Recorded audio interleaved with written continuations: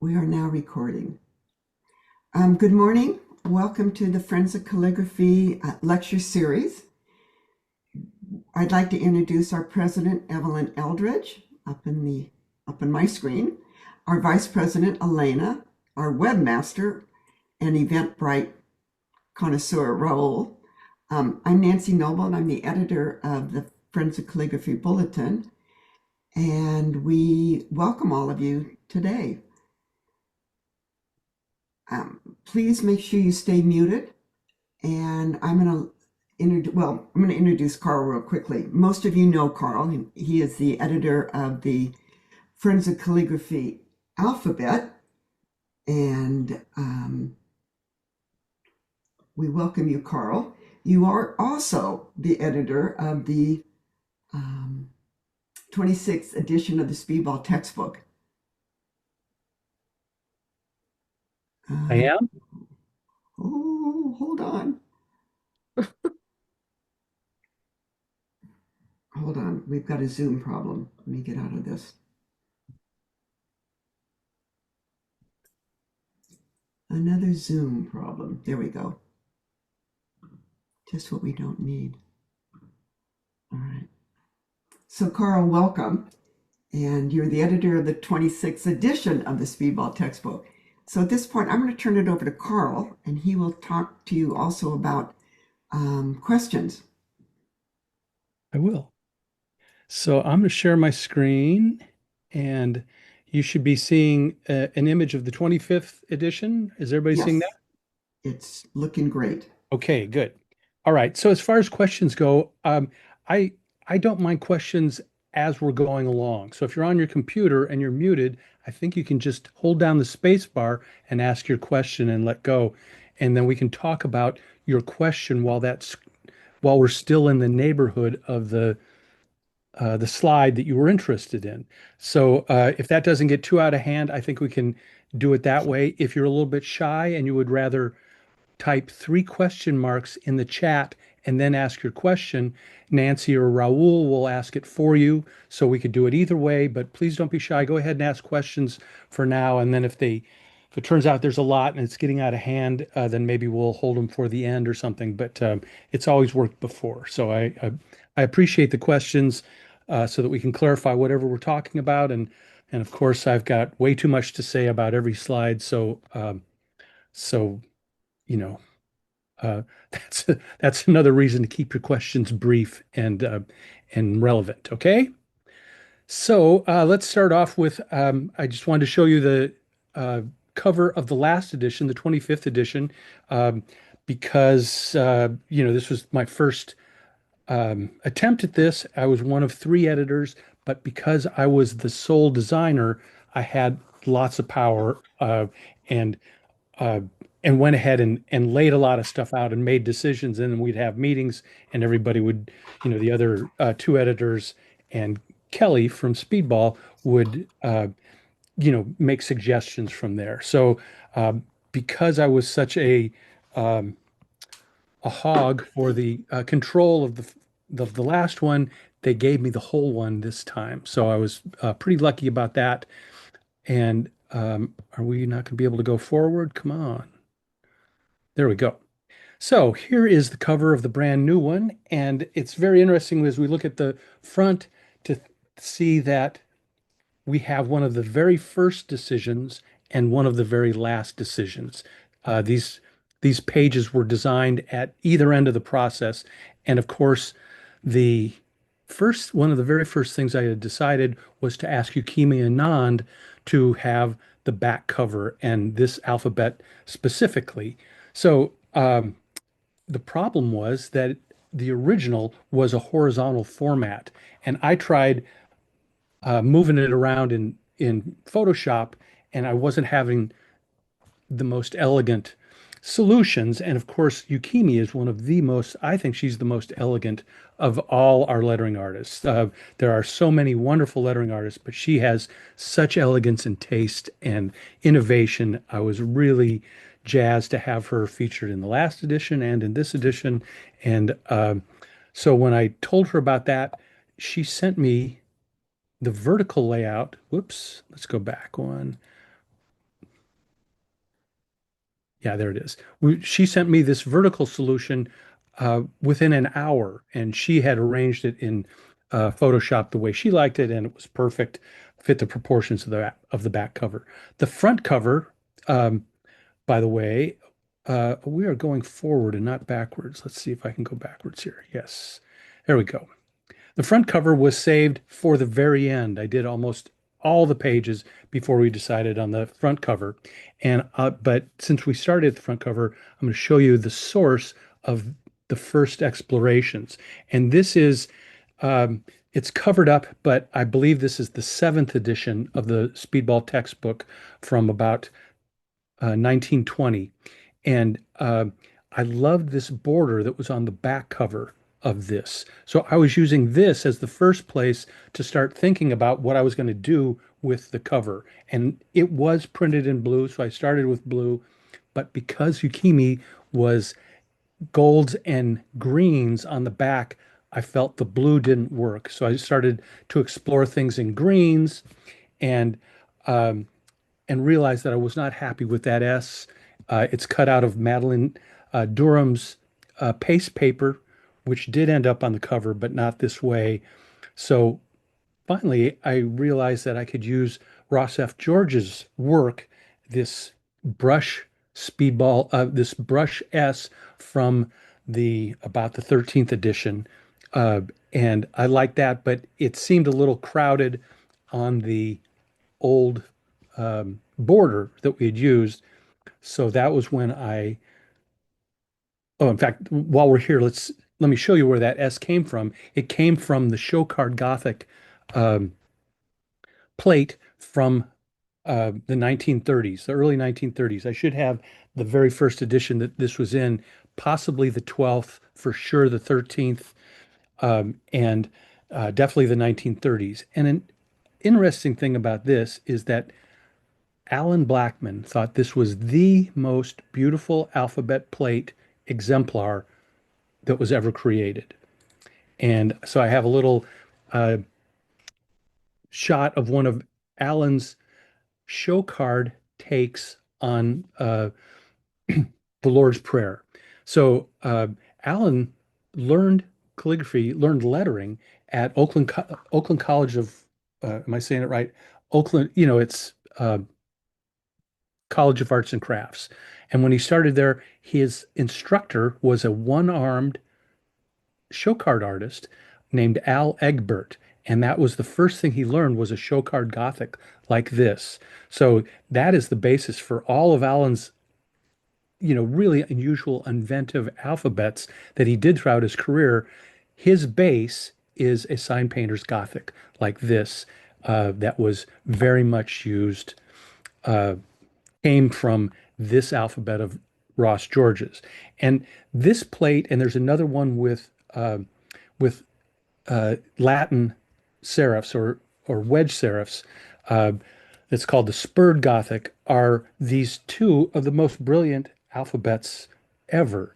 That George was able to show the brush strokes and draw in the brush itself to show the manipulations that were happening without it getting in the way of the letters themselves. It's just the most brilliant thing. And George actually copyrighted this method of showing these alphabets. So this is the S from the show card plate, and use that for the cover. And I don't know if you could tell here, but let's see if I can go back one. No, go back this way. You can see that this is a little bit wider. It didn't exactly match our proportions. So I slimmed it down in the middle a little bit, but tried to be pretty faithful to it. And I moved some of the directional arrows around so you could see it. This 3 used to be underneath here. So I definitely took liberties with everything to get them to be optimum for the layout of the book all the way through, including the cover. And here it is with Madeline Durham's uh, paste paper backgrounds. They are such beautiful papers. I have lots and lots of them. Kept it quiet here. I know it looks a little bit like wood, but wonderful stuff. So that's the cover. Here's the inside. And one of the reasons we want to show you the inside, um, the title page spread is to show you how many artists we have in the book. There were 98 artists from something like 23 or 24 countries. And the other thing to look at here is the tip of this. This is a C speedball, supposedly a flat, but we're going to talk about this in a second. This curve is a very important innovation that goes back to the start of the origin of the speedball pens. Um, And let's see, this is the editor's note page and table of contents. And I wanted to keep using these backgrounds for backgrounds, the letters from the show card Gothic. And so this Q is the background for the table of contents and the beginning of the tips and tricks column that does continue on to another page. And here's where that came from. It's the Q from the show card Gothic, but because it's plain on the inside and the C had this extra illustration that was showing about how to hold the brush and for twirling it. I cut this out, put it in the Q and moved it over to the Q because the Q is a little bit more interesting. So that's what we were seeing on the background of this page. And then when that section got continued, I used the lowercase g from that same plate for the rest of the tips and tricks. And then really the first illustrated plate in the book is Georgiana Greenwood, our matriarch, her classic left-handed treatise, a left-handed calligraphy treatise. And this was created for as far back as I checked it this morning, the 21st edition. So it goes back to 1985. So this plate is 41 years old and has been in every edition since then. And I think it is just so classic that we used it in the 25th and I used it again here in the 26th. One of my goals for this edition was to have the some of the design characteristics carry over, but I really wanted each page to be new. So for this time, for the first time, we reversed Georgiana's plate and colored it by hand. Um, and I love it this way, the same as when it was uh, dark on a light background. And and Georgiana, I just have to tell you, I think this is one of the most brilliant things.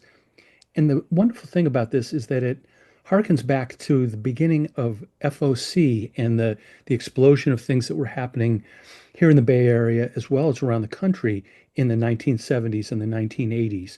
In that this was a plate, maybe she created it for the 21st edition, maybe she just created it on her own to have an exemplar, to have a plate, and it's kind of a tradition.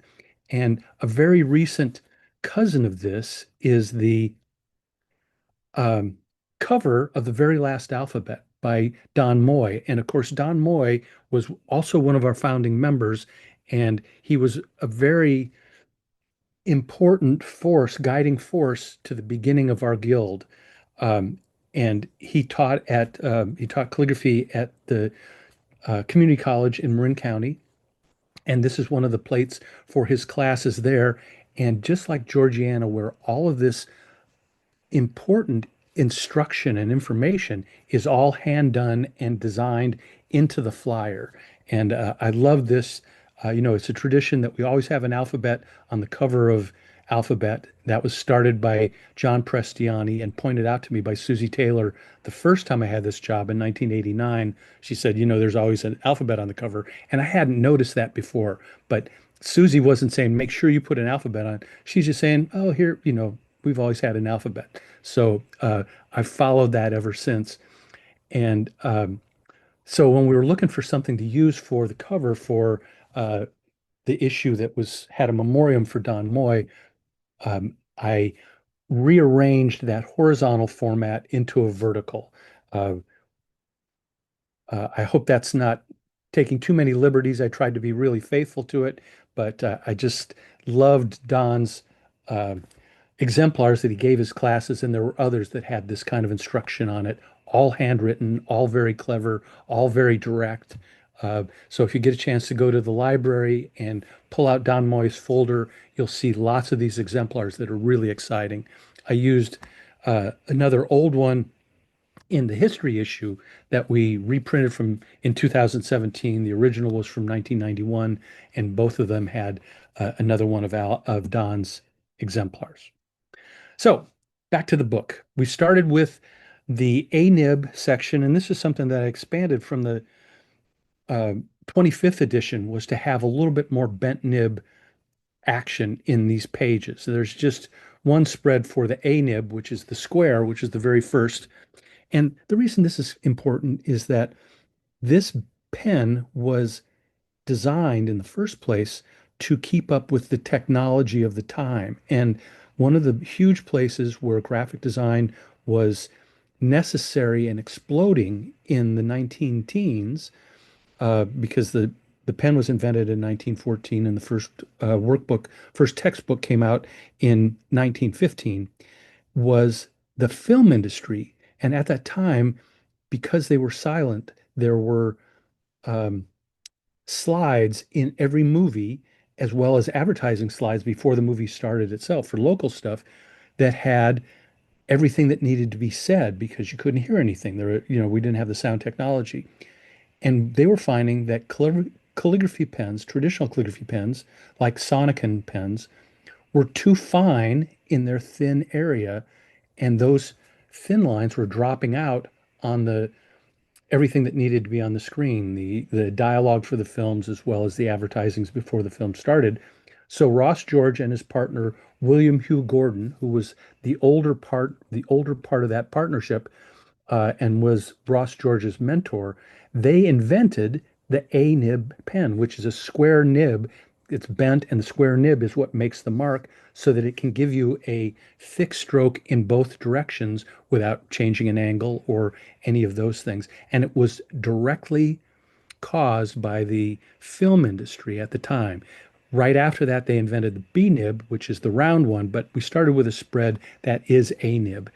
And Tolga Gurgen, I don't know if any of you are aware of him on social media. He's a Turkish lettering artist that is really versatile, really wonderful.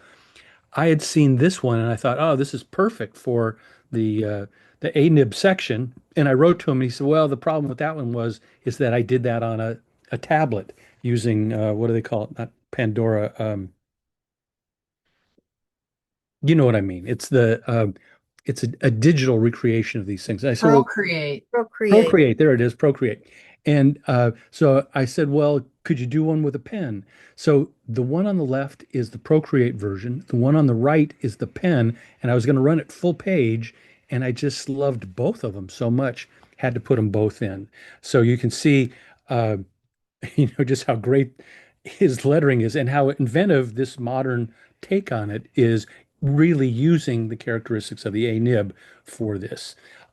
Chiara Riva is an Italian calligrapher. We'll talk some more about her because she contributed to several sections in the book, but this is a straight A-nib thing.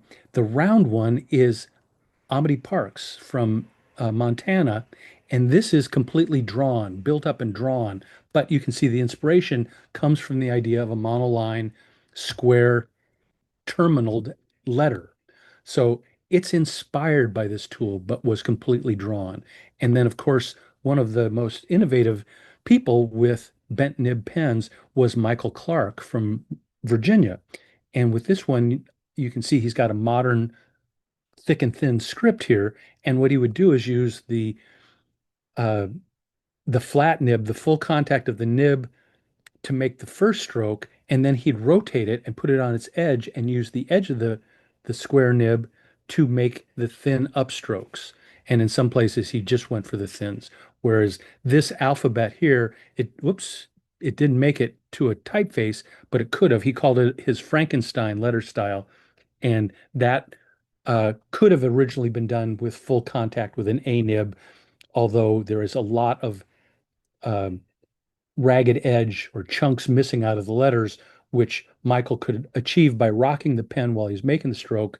But Michael was famous for staying up all night, smoking cigarettes, and touching things up really carefully and meticulously with whiteout and with other pens. So this was very much Michael just doing whatever he needed to do to get the look that he wanted. So on this next page, I wanted to give you a little bit bigger look at Tolga's two versions of the alphabet that was in there, as well as three other. And this one, I have I think I can get rid of this, right? Maybe I can. There it is. I keep advancing. You can see here that he's using a round nib for this piece that's another love, and also this square nib for free your mind. One of the pages I'm not showing you here, but if you have the book, you'll see on the tool page, we have a Happy Mother's Day from Tolga in this same style. And here it's looking like he's using a square nib and rocking the pen to get this ragged edge. So three really different looks from Tolga, and this is just when he's using um, a bent nib tool because he uses all others and is wonderful that way. So here's Randy Hassan. Randy was the one of the two editors and the designer of the 24th edition. This is the B nib plate that I used in the 25th, and I just wanted to show you this because it is the quintessential B nib um, thing. I hated not being able to use it in the 26th, but I wanted to have as many new pages as I could.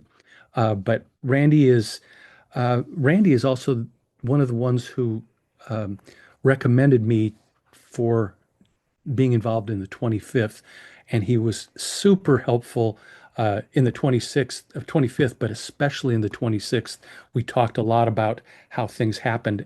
And before we go much back past this, let's see if I can go backwards here. No, I'm just going forward, backwards, please.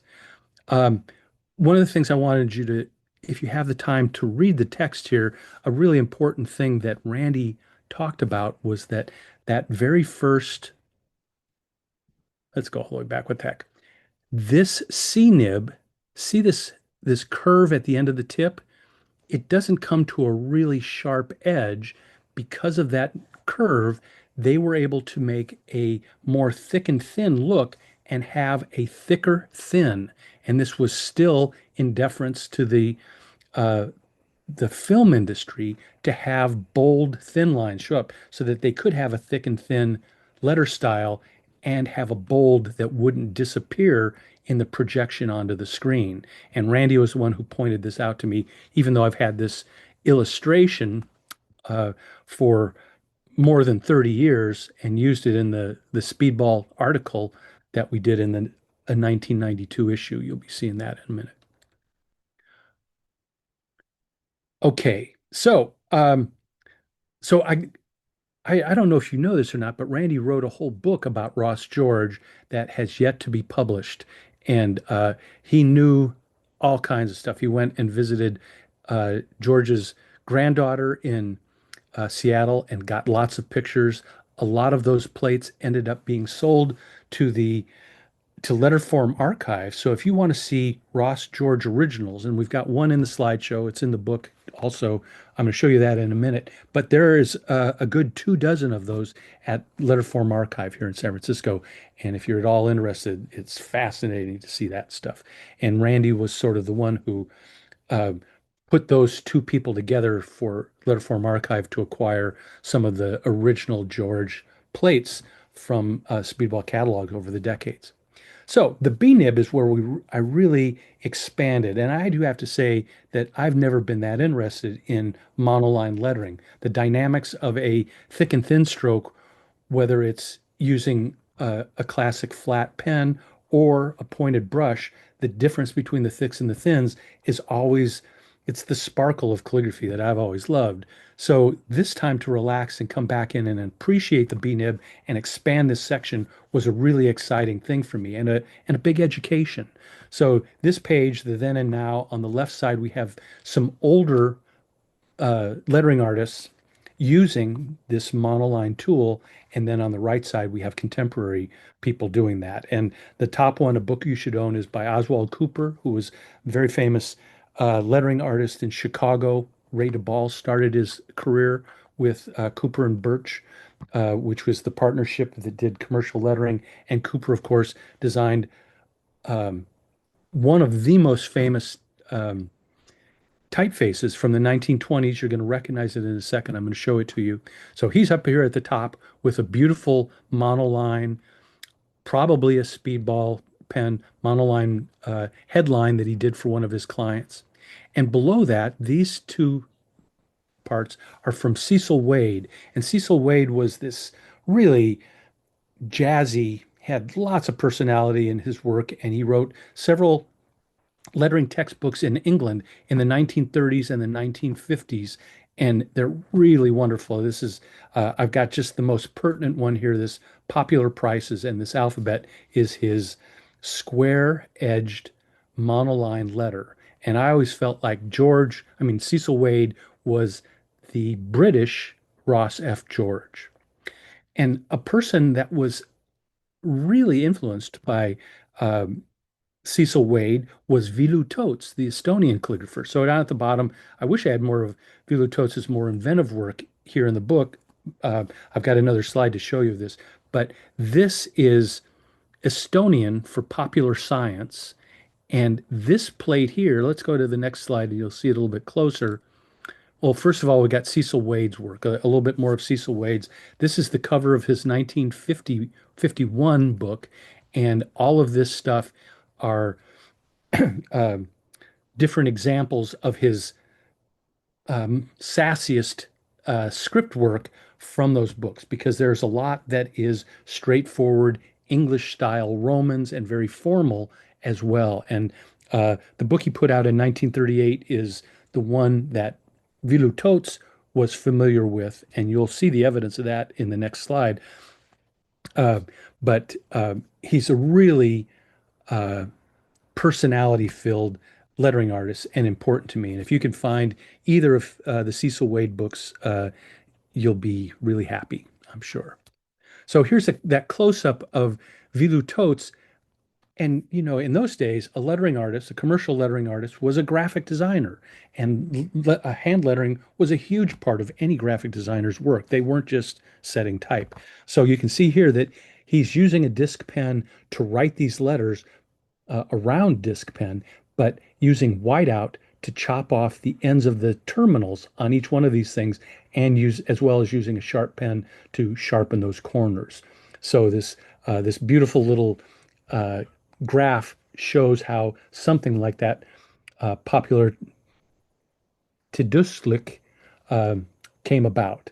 The other thing we're seeing here, this is on the top right, is Cecil Wade's built up cartoon looking uh, bookhand.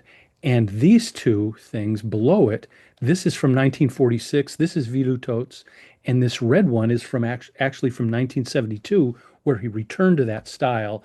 And so Cecil Wade was an important lettering artist to him all the way through his career. And when he did make his first book in 1955, Velu Totes, he included Cecil Wade, of course, in the book. The thing on the bottom left is not related to this alphabet, but it's one of my favorite things that Totes ever did. He loved to do sort of cross-hatched lettering and textures, and this jungle-looking letter here, just so spectacular. So that's just thrown in because I love Totes so very much. So here's a little bit closer look at Oswald Cooper. He used there's the book you should own, which is in the Speedball book. This other one is an advertisement, a self-promo advertisement for his partnership, his lettering partnership in Chicago, uh, Birch and Cooper. And this typeface from the beginning of the digital type world, 1989, end of the 80s, this was designed from these letters by a man named George Ryan, and it was first published by Bitstream, I believe. Uh, I noticed Carl Crossgrove is in the audience. He'd probably know if I'm right or wrong about that. I think it was a Bitstream font, but it was just one of the first digital typefaces, but based on this lettering on the left. Ray DeBall did a whole book devoted to Oz Cooper. It's called The Book of Oz, and it is wonderful because Cooper was such a warm and funny person, and that work that came across in his work, both the typefaces that he designed and the hand lettering that he did. And this is a self-portrait of him and his wife, um, and their dog. And it says, the Cooper said, uh, 20 years next to Cubs baseball park and never saw a game. I just love that, and look how he's not shying away from the how much people is underneath those coats, both him and his wife. So he loved to make fun of himself, and it showed up in the way he promoted his typefaces. So Cooper Black is the typeface that we have all seen all our lives. Uh, it's remember the Beach Boys albums, Pet Sounds had Cooper Black. You've seen it everywhere. It's maybe something that we don't think of as a uh, inventive face or something we want to use because we've been seeing it since the 1920s. But it really is an unusual and beautifully designed typeface. And Cooper, making fun of himself in the typeface, he says, the typeface for far-sighted printers with nearsighted clients, customers, because it's so bold. And this Cooper full face is another one that followed this one.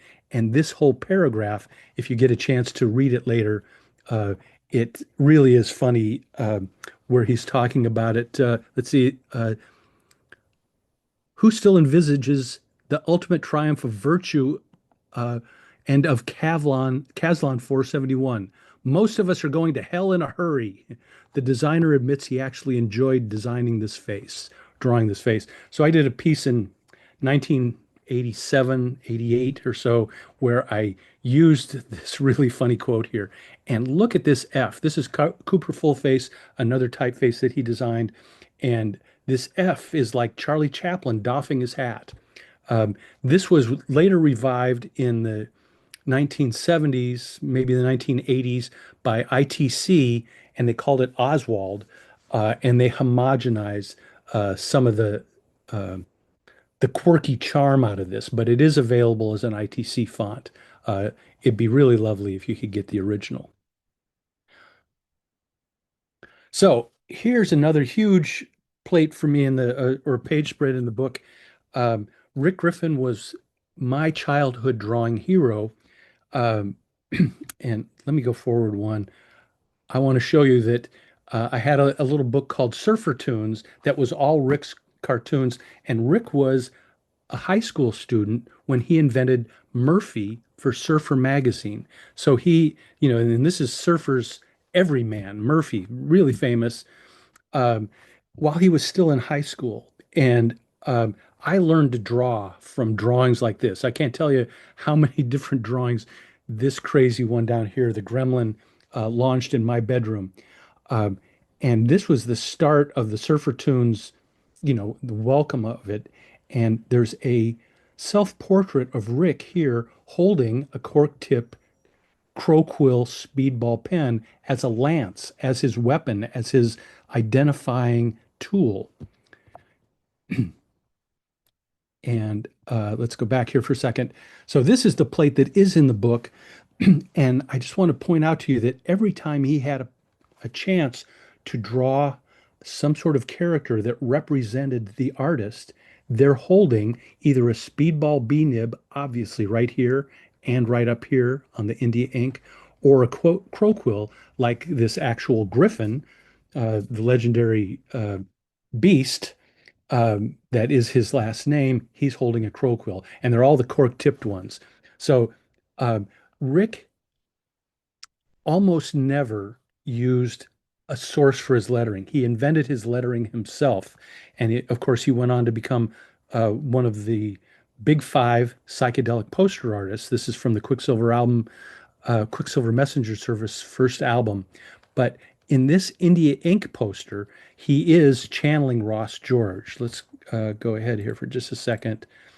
This is the George plate from 1938, and there was a retrospective of Rick's work in 2007 in Laguna Beach at the Laguna Art Museum, and they had items from his from his studio in a case, and this 11th edition, the Speedball book, was there in the case. But you can see that Rick was pointing directly here at Ross George's uh, built-up style D for this India ink thing. And the other one, this is also in the book, but I blew it up here a little bit so you can see that what Rick liked to do also was use different sizes of the Speedball pen, of the B pen, to get different looks. So here he's using a thick outline and then going to a smaller one for the finer details. And the wonderful thing about this, and the way we have to go back here for it, is that you can see he used it for lettering. And for this Grateful Dead album cover, it was the credits for their best of uh, double record set in 1976 called What a Long Strange Trip It's Been. For those credits, he used two weights or two sizes of Speedball pen to create this Cholo graffiti um, letter style. Rick did album covers for the Grateful Dead in the 60s, 70s, 80s, and 90s. Uh, so very important in the psychedelic world. And here, let's go on ahead here for a second. One of the things, one of the ways that he worked, those psychedelic posters that he did for the Family Dog and the Fillmore in the late 60s, these were all mechanically separated. The colors were mechanically separated, which means that he drew, first he would draw the black plate, and then he would have blue lines made by the printers. And you know, a pale blue like this will not photograph. A copy camera does not see that. A Xerox machine doesn't even see it.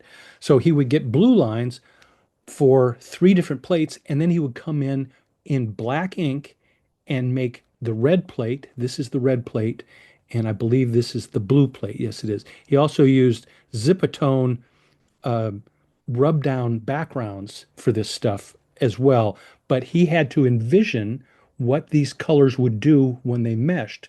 So he had to have the blue and the yellow on the blue and yellow plates drawn in black to get this green for this section, etc. So it was all very meticulous and completely hand done in black and white. Even something as elaborate as this wonderful album cover. It was actually a poster first, but the Dead liked it so much they made it their third album. And this portrait of Rick happens to be taken right when he was starting to draw the black plate. But every bit of this was done in black and white and then earmarked for CMYK to get a full color look like this. One of the funniest things and most touching things about this album cover is that when Rick was killed in a motorcycle accident in 1991, Jerry Garcia, in his tribute to Rick, said that this album cover, it was their third album, and he said the most interesting thing about their third album was the cover, not the music. So, leading up to the lettering style that we picked for the book, Rick was very interested in um, East LA Chicano calligraphy that was just starting to emerge in the 1970s. It wasn't nearly as ubiquitous as it was 10 years later. And so he was seeing this around and he actually used it in his album covers. He did two album covers for Jackson Browne, The Late for the Sky with this cartoony Unchel, and then the title for the album itself, The Pretender here, this is done with a spray can and very faithful to uh, Cholo graffiti from that time, which was a new thing. And then when he went to this in 1976, when he went to do this album cover or the credits for this album cover for The Dead, you can see him using the two sizes of the Speedball pen to give us this two-weight uh, Cholo lettering, which I like to call El Graffito. Rick's one of his nicknames was there's a surf spot up in Marin County, actually Sonoma County, where he surfed, that was named after him, El Griffo. And so, because this was graffiti lettering, in the book, I call it Graffito with an I. Um, and here's one last picture of Another one of his um, alter egos. I call this guy Arthur Pendragon, and he's holding a pen, which is unmistakably a Flickr uh, Series B speedball pen. One last thing about Rick, and here's a closer look at I compile these letters from the credits of that uh, Grateful Dead album cover. There's also this picture of Rick's that was the final published illustration of his life. Uh, it was published in the City magazine. Remember, Francis Coppola had a magazine called The City in the 90s in San Francisco. And this was published 2 weeks before Rick's death. And it shows Arthur Pendragon kneeling at the gates of heaven, holding a speedball pen and a bottle of ink, representing himself as a lifelong artist, while this beautifully abstract Saint Peter is ushering him into heaven. So the last part of this of the B section was Michael Clark's innovation of using a round nib or a square nib for thick and thin letters. The one we saw before, he was using full contact for the downstroke and using the edge of the A nib by turning it around for the upstrokes. But in this case, he's using it with contact loss, meaning that he has uh, full contact for the thick strokes, and then he's just lifting the pen off without taking it off the page, he's just lifting one side of the pen so that he can get an upstroke that is thin, which a lot of us do with a flat pen, but he was doing it with with the B nib and the A nib. And um, one of his followers, one of the people who love this section or this idea is Chiara Riva, the wonderful Italian calligrapher. She lives in Milan, and she designed this illustration that shows when there's an open circle, it means the pen is being lifted. When there's a closed circle, it means that the pen is full contact. And then she illustrated a full alphabet of that. We used her alphabet in the 25th along with these illustrations, but here in the 26th, I found a full alphabet of Michael's that was done the same way. So this is Michael's work here and here and his letters, but the the ductus concept and these illustrations were done by Chiara, and this is also Chiara's. I asked her to do some of this kind of writing for the illustration up at the top. We'll talk about this in a second, but let's go on to the next one. These are all Chiara using a bent nib by lifting it off the page and using its edge to make the thin line. This was featured in the 25th. I also found a place for it in the 26th. I'm not showing you in the slideshow, but you'll see it if you get the book. I really wanted to use this word drunk because it's so bold, so much contrast. But I just thought maybe we shouldn't be promoting alcohol in the Speedball textbook, so it got left out. But look how cool that word is. And all of this is showing her control over the thicks and the thins, along with this amazing texture that we're getting here.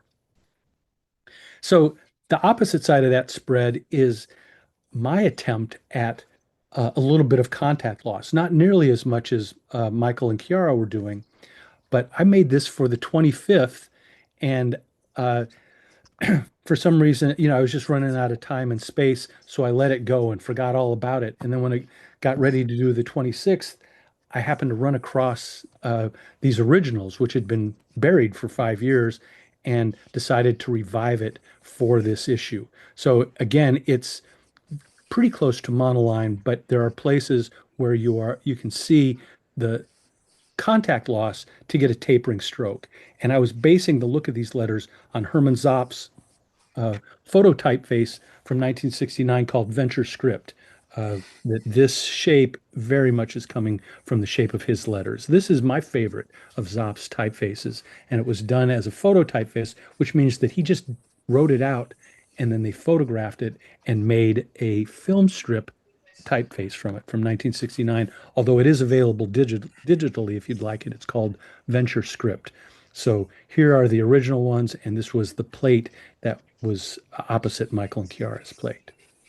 And finally, the last thing is I want to go back to that page that had Julian's work on it. In fact, we only talked about the historical side on the left, but there was work from Julian at the top and Peter Horridge, a wonderful pointed pen calligrapher from the UK. Is it worth going back? Let's see. There it is. So this is Peter Horridge using um, a round nib pen for one of his clients' work. He's a commercial calligrapher in in England. We'll see some more of his work later. And then this is the work of Sergei Shapiro from Russia, who has lots of Western clients. He does a lot of work for Carhartt and modern um, clothing clients that like a retro look. And he works on with Procreate on a pad, and he draws things, and he uses uh, rubber markers as well as uh, bent nib pens. So it's just a little collection of his uh, bold lettering here on the, uh, and we'll see a little bit more of his work in the back too.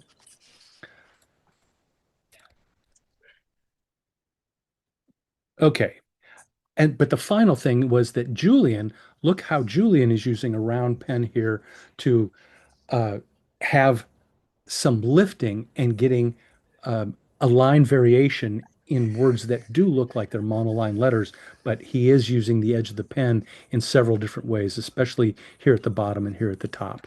And there's a couple more of his uh, book jacket titles using um, bent nib pens um, just for fun. You can see how monoline he is here, but he's also rocking the pen or using really rough paper to get that texture at the edge of the letters.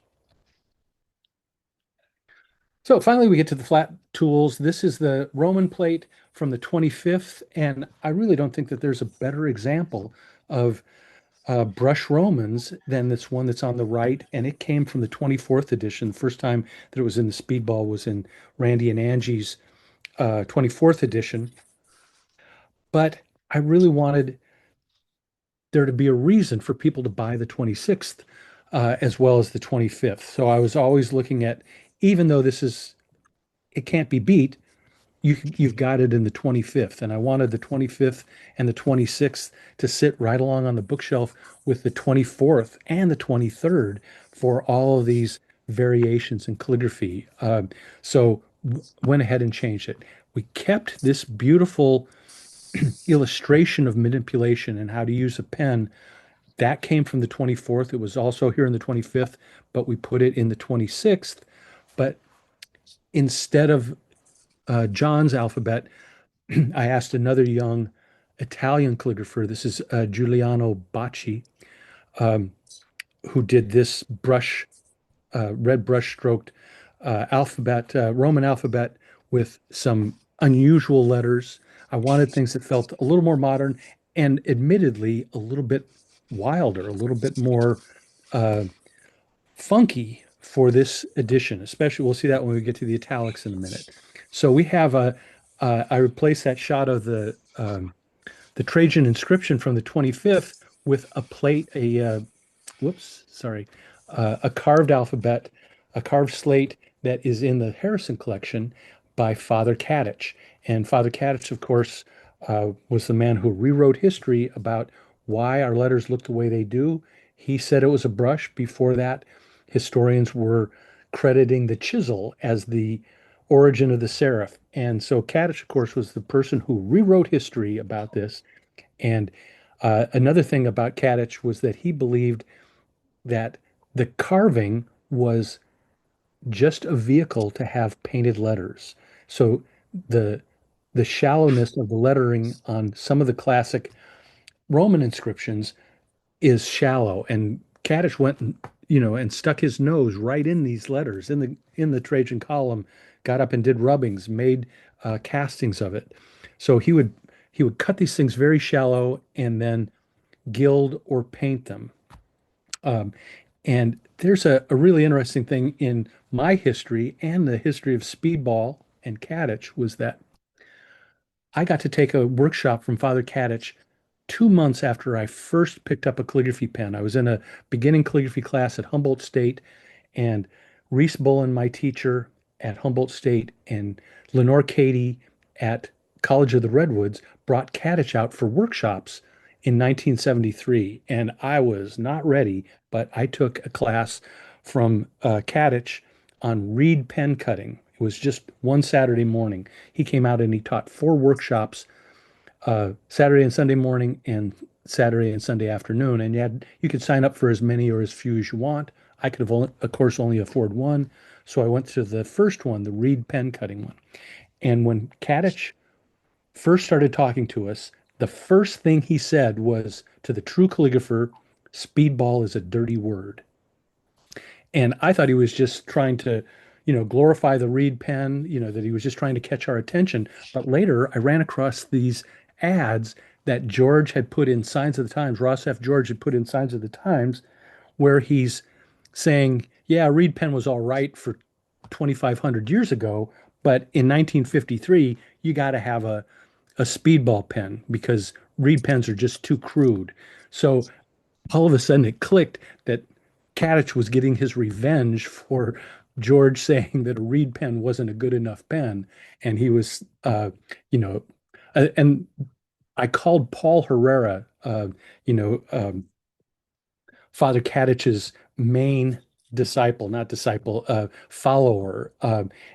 And we called him this morning and asked him if he remembered Kadich ever saying that or talking about being mad about this ad. And he said that he never did hear about that, even though he worked with him for decades. So this is just my conjecture. But when Kadich said that speedball is a dirty word, I thought he was getting revenge for this ad of George's. He also did one where he kind of trashed the quill, even though he didn't name it. He just drew it in here, where he's just saying, the steam locomotive and the quill are outdated. Speedball lettering is going to do a much better job for you, or a speedball pen. So if you're interested and you've got old alphabets, we did a great big, half the issue was devoted to the speedball book, Ross George, as well as a um, review of the 23rd edition of the Speedball book in 1992. And I checked on our website this morning, and this issue is gone. You can't order it anymore. But if you have um, if you've been a longtime member, maybe you still have this in your archive someplace. Um, I I hesitate to do this, but I believe I have a PDF of this article someplace. And if you want to email me, I can send you that. And you can see what Mark Otis and I wrote about Ross George and a review of the 23rd edition from 1992. I'd be happy to share that with you. And you can see even there, this is the spurred Gothic with the illustration of all the pen manipulations. This is the front cover. This is the back cover. This alphabet that runs across the back to the front was Margot Chase, a really modern hand lettering graphic designer in Los Angeles at the time. She was also featured in this issue. So, not having John's perfect Romans in the 26th, um, he got a full page spread to show six Roman variations. And I love every single one of these. The big one on the left, of course, is a little bit more uncial looking, but definitely Roman when we look at the M. Uh, but look at all the different looks that he can get. I love the color variation that's going on in this Domo Arigato and how straightforward but still full of personality this when you realize nothing is lacking is. And then the beyond, behold the trees, how much more gorgeous and innovative, classic and innovative does the Roman alphabet get than this? And for those of you who didn't notice, and this photograph was in the issue that we did for John um, 6 or 7 years ago, he did do a brush version of this alphabet. Um, and here's the proof of that. But then he hand digitized it in Illustrator for the cover itself. So if you have that red issue of John's, uh, this is the original painting of what is on the cover that was then digitized. But this is what came right out of the brush. I'm going to show you another one of the Roman variation spreads because it's There's a lot of cool stuff happening on this page. I was so happy with this. Uh, Yukimi's straightforward. These were drawn letters. She kind of built these up, but she had corgis. I think she still has a corgi. So the fox jumping over the dog itself is not that big of a hurdle because it was a corgi, but just this delightful piece. And then these variations that are as wild as this wonderful thing of Elmo van Slingerland's. And if you have the Elmo van Slingerland alphabet issue, this came from that. Here's uh, kind of a squat cross between an uncial and a little bit of a rustic for this Romeo and Juliet by Michael Clark. But the two big ones I want to point out here, or three big ones I want to point out here, is Giuliani Bocci's uh, bird Romans and Brody Neuschwander's identifying logo for the Italian villa that he owns with Amity Parks, where they have workshops a few times a year in Italy. And then finally, down here, we have Patricia Coltron's beautiful alternating Roman and italic piece. So let's go on to the next one to talk about these two things a little bit closer. This is just to show you how many of these bird letters that Giuliano did in the first place, and the wonderful line of the drawing of the birds, as well as the great shape, classic shape of the Roman capitals. And then this next page are two things that I was hoping to have in the 26th that we were not able to get due to not being able to receive clearance from the publishers of the two poems. So on the right is Raoul's Allen Ginsberg passage, the Rockland passage, and I've always loved this uh, moment. I saw it in the Sebastopol show, that show in the art gallery up in Sebastopol that Sherry Lovelaar um, arranged. And when I saw this in here, just one of my favorite things from all time. And we submitted permission requests to use this passage from Ginsberg's publishers months and months before we would need it. And the same thing goes for Patricia's. This was a small manuscript book that was in the last Calligraphia, and I just loved it so much I wanted this in the issue too. So we never heard from either of these publishers, but we did have enough time for me to ask Patricia if she wouldn't mind doing the same layout with a different set of words. So she wrote her own poem and did this page spread for this. Patricia, do you have anything to say about this? Is there anything we should know about what happened here? Oh, well, yeah, I really appreciated doing it. So I'm glad that we couldn't get the approval.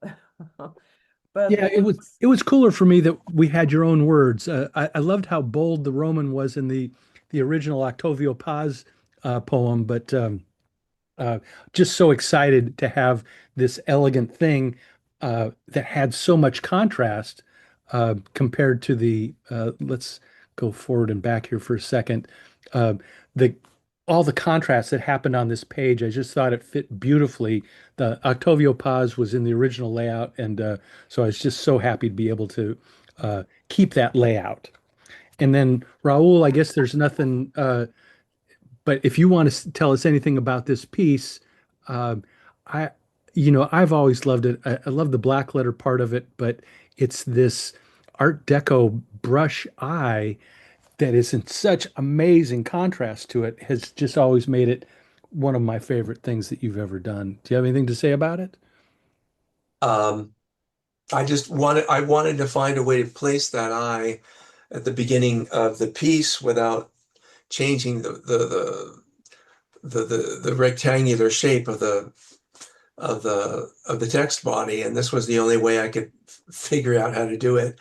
The eye is done with a thick acrylic paint, and the black text is done with Zumi ink. But thanks for including this in the presentation. Yeah. This was from this was a while ago. Yeah, it was quite a while ago, and I tried to get it in the 25th edition too, and we sort of ran, we didn't try as hard to get the publishing permission, where we really went through the channels, filled out the forms, and I sent them pictures of it and, just justifying why it wasn't a threat to Allen Ginsberg's legacy or anything, but and that it glorified it, but never heard a word from either of these publishers. So sorry about that. I did put this in the history issue, the oral history of uh, FOC. There's a full page version of this. So that was about 2017. If you have that issue, you do have a copy of this in your alphabet stashes if you haven't been throwing them away. Okay. One of the things that has happened since we started on this book was that there is a large art house publisher who felt that the normal, or it's against their regulations, that the normal size Speedball book would not fit on their bookshelves. And so if they were going to carry it in this big chain of art stores, it was going to have to be back in the back only with where the pens were or something. And they said that if we did a larger version of the book, they would put it on the bookshelves. So for the very first time in Speedball's history, we have an oversized edition of the Speedball textbook. And yeah, I've got one copy here. It does seem to be available all of a sudden from John Neal Books, that you can order the large size or the small size. And for the large size, I got permission from my wonderful friend at Speedball, Kelly. I don't know if you're here or not. I know you'll be watching this later, but let me take this opportunity to thank um, Kelly Braun of Speedball for all the confidence and freedom that she gave me for this book, where she was not looking over my shoulder one bit. I got to make every decision, even when I would, you know, give them a couple of options to choose from. They always just trusted in me, and it just made for the most joyful experience to have this freedom. So when we started talking about doing the oversized one, which was after the small size was finished, I said, well, if we're going to make it bigger, let's put in a few more pages. And this rustic spread is one of the spreads that was added to the large size only. Uh, so this was done months after the other book was finished, and I was able to get these photographs that I had from Pompeii and Naples, as well as the most famous use of the rustic alphabet, which is this Virgil from the 5th century, as well as modern versions. And this is Giovanni di Faccio, who's Italian, although he lives in Austria now, and another Italian calligrapher here doing a very modern version is Anna Ronchi. We got this great, rough, ragged-looking, flamboyant rustic from Jean Larcher, and I'm really happy to point out that we have Georgiana Greenwood here. This is her square rustic. Lloyd Reynolds called it a square rustic. That's where she learned it. And I just think this Japanese binding is so beautiful. So it was fun to add two new pieces of Georgiana's in the new book. And you have to get the bigger size to get this plate. We also have, this is also uh, Giovanni down here, and uh, a brush rustic from John Stevens that he made specially for the book. And then this was mine. It was on a directory from 20 years ago, but it's definitely based on rustic looking letters, as well as a couple of modern versions of the alphabet.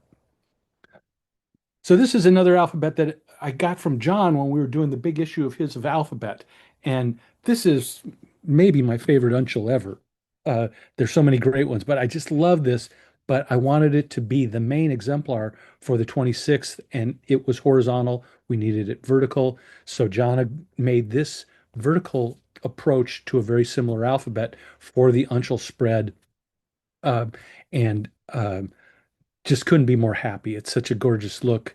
And we were able to, uh, I always think of Georgia Deaver and John Stevens as being this gigantic influential force on me, as well as so many of us in the 70s and especially in the 1980s when I was learning stuff. I always used to say that my favorite calligraphers or the most influential calligraphers to me were the three J's, John, Julian, and Georgia. And so I was really happy to get John and Georgia together on this page, and then uh, also to put words in. Um, if you haven't seen the book yet and you haven't read the title page, you'll know that I dedicated the book to the calligraphers who had been previous contributors to the Speedball textbook and had died between the publishing of the 25th and the 26th. So Ward has had a presence in the Speedball textbooks all the way back to the 20th edition, and he would have been in this one no matter what. But I definitely wanted to bring his in here, and there was such a contrast between these three, how angular John's is, how nearly black letter George's example is down here at the bottom, and this round classic version of Ward's that is, you know, classic italic as well as classic Ward. This alphabet, this was the masthead for the issue of Sheila Waters's memorial issue of Alphabet, and based on her lettering. I'm going to show you where that came from in just a second here. So this is the um, variations page with Julian here and across the way on the full page, and this incredible piece by Rick Cusick. I love these letters more than anything. It comes from my favorite calligraphy book, uh, The Proverbial Bestiary, where he did the lettering and uh, Warren Chappell did the illustrations. And then this is a small read. I did a tiny reed pen version of the American Uncial typeface by Victor Hammer and tried to make it much more funky. And one of my favorite pieces of Julian's is the Dream Song. So here's a couple of close-ups of that so you can see what the American Uncial typeface looks like and how I interpreted it with a tiny reed pen. And this piece of Sheila's was the thing that influenced the uh, the masthead for Sheila's issue. And then this unusual story, I'm not sure if Julian's in the audience. He said he had to go to Gettysburg today, but we've had this discussion for decades now. Back in the 90s, I was doing a slideshow for Los Angeles. It was called German Typefaces You Could Eat with a Pen. And I was writing to friends and asking them to send in any calligraphy that might have been influenced by calligraphic typefaces from Europe. And Julian sent me the Dream Song lettering saying it came from Solemnis. And then later, when he was in the audience, when I did the slideshow, he goes, "No, it didn't have anything to do with that. It was this leaf shape on the cover of the illustration of the book. So see this O here came from this shape and the D. So he was influenced with it, but he was the one who sent me this lettering when I asked him this question and related it to Gerhard Gunther Lange's um, Solemnis typeface. So it's something we laugh about, but he knows it's one of my favorite pieces of calligraphy ever. So here we have the insular half uncial page, and of course we start off with a Book of Kells, and an interesting thing about the Book of Kells relating to the last thing we were just talking about is that Julian's parents, Sheila Waters and Peter Waters, got married because Peter's new partner in bookbinding, Roger Powell at the Slade, had just received the commission to rebind the Book of Kells. And Sheila and Peter were engaged to be married, and Roger said, "Why don't you get married now so that you can take over running the bindery at the Slade while I go to Ireland and bind the Book of Kells?" So they got married. The date of their marriage hinged on Powell getting this commission. So I love that. And we're going to be talking about that in the very next issue of Alphabet that is devoted to Julian's work. We'll talk about that a little bit more. So right when I was getting ready to do this spread, Meredith's Calligraphia presentation at the library that summer was about the lettering in the Book of Kells. And I said, this is perfect. Meredith, would you please do the exemplar for the insular half uncial? And she also wrote the copy. So it was so wonderful to get her work in here because just like with Alphabet, she was also the proofreader and the counsel for me on this issue. And Meredith, I never saw you come in to the meeting, but if you're here, would you like to say anything about this alphabet? Is Meredith here? Does anybody know? Yeah, I am here. Oh, great. I had a little trouble getting in at the beginning, but I would just say I love proofreading for you and thank you for including this. I have come over the years to really love the lettering in the Book of Kells, so it's very special. Thank you. Yeah. Well, it's such a wonderful, and we had to condense everything down to these short little explanations. And so her portrait, in the text of what this lettering is and what it means is uh, just so potent because it's so condensed down. And the other thing I loved was even though I set these in type and I used Herman Zopp's Venture script, by the way, if you can't tell, was that each one of these things was labeled um, in Meredith's exemplar that she sent as alternates, an alternate lowercase, an alternate uppercase A. And the only time you can use an M like this is at the beginning of a line or word. And this one is only at the end and how wide they are. So it's just, there's a lot of instruction here and really gorgeous. Plus, we have Gemma Black's wonderful circular half uncial as well as this really influential piece for me by Friedrich Poppel, um, who was, um,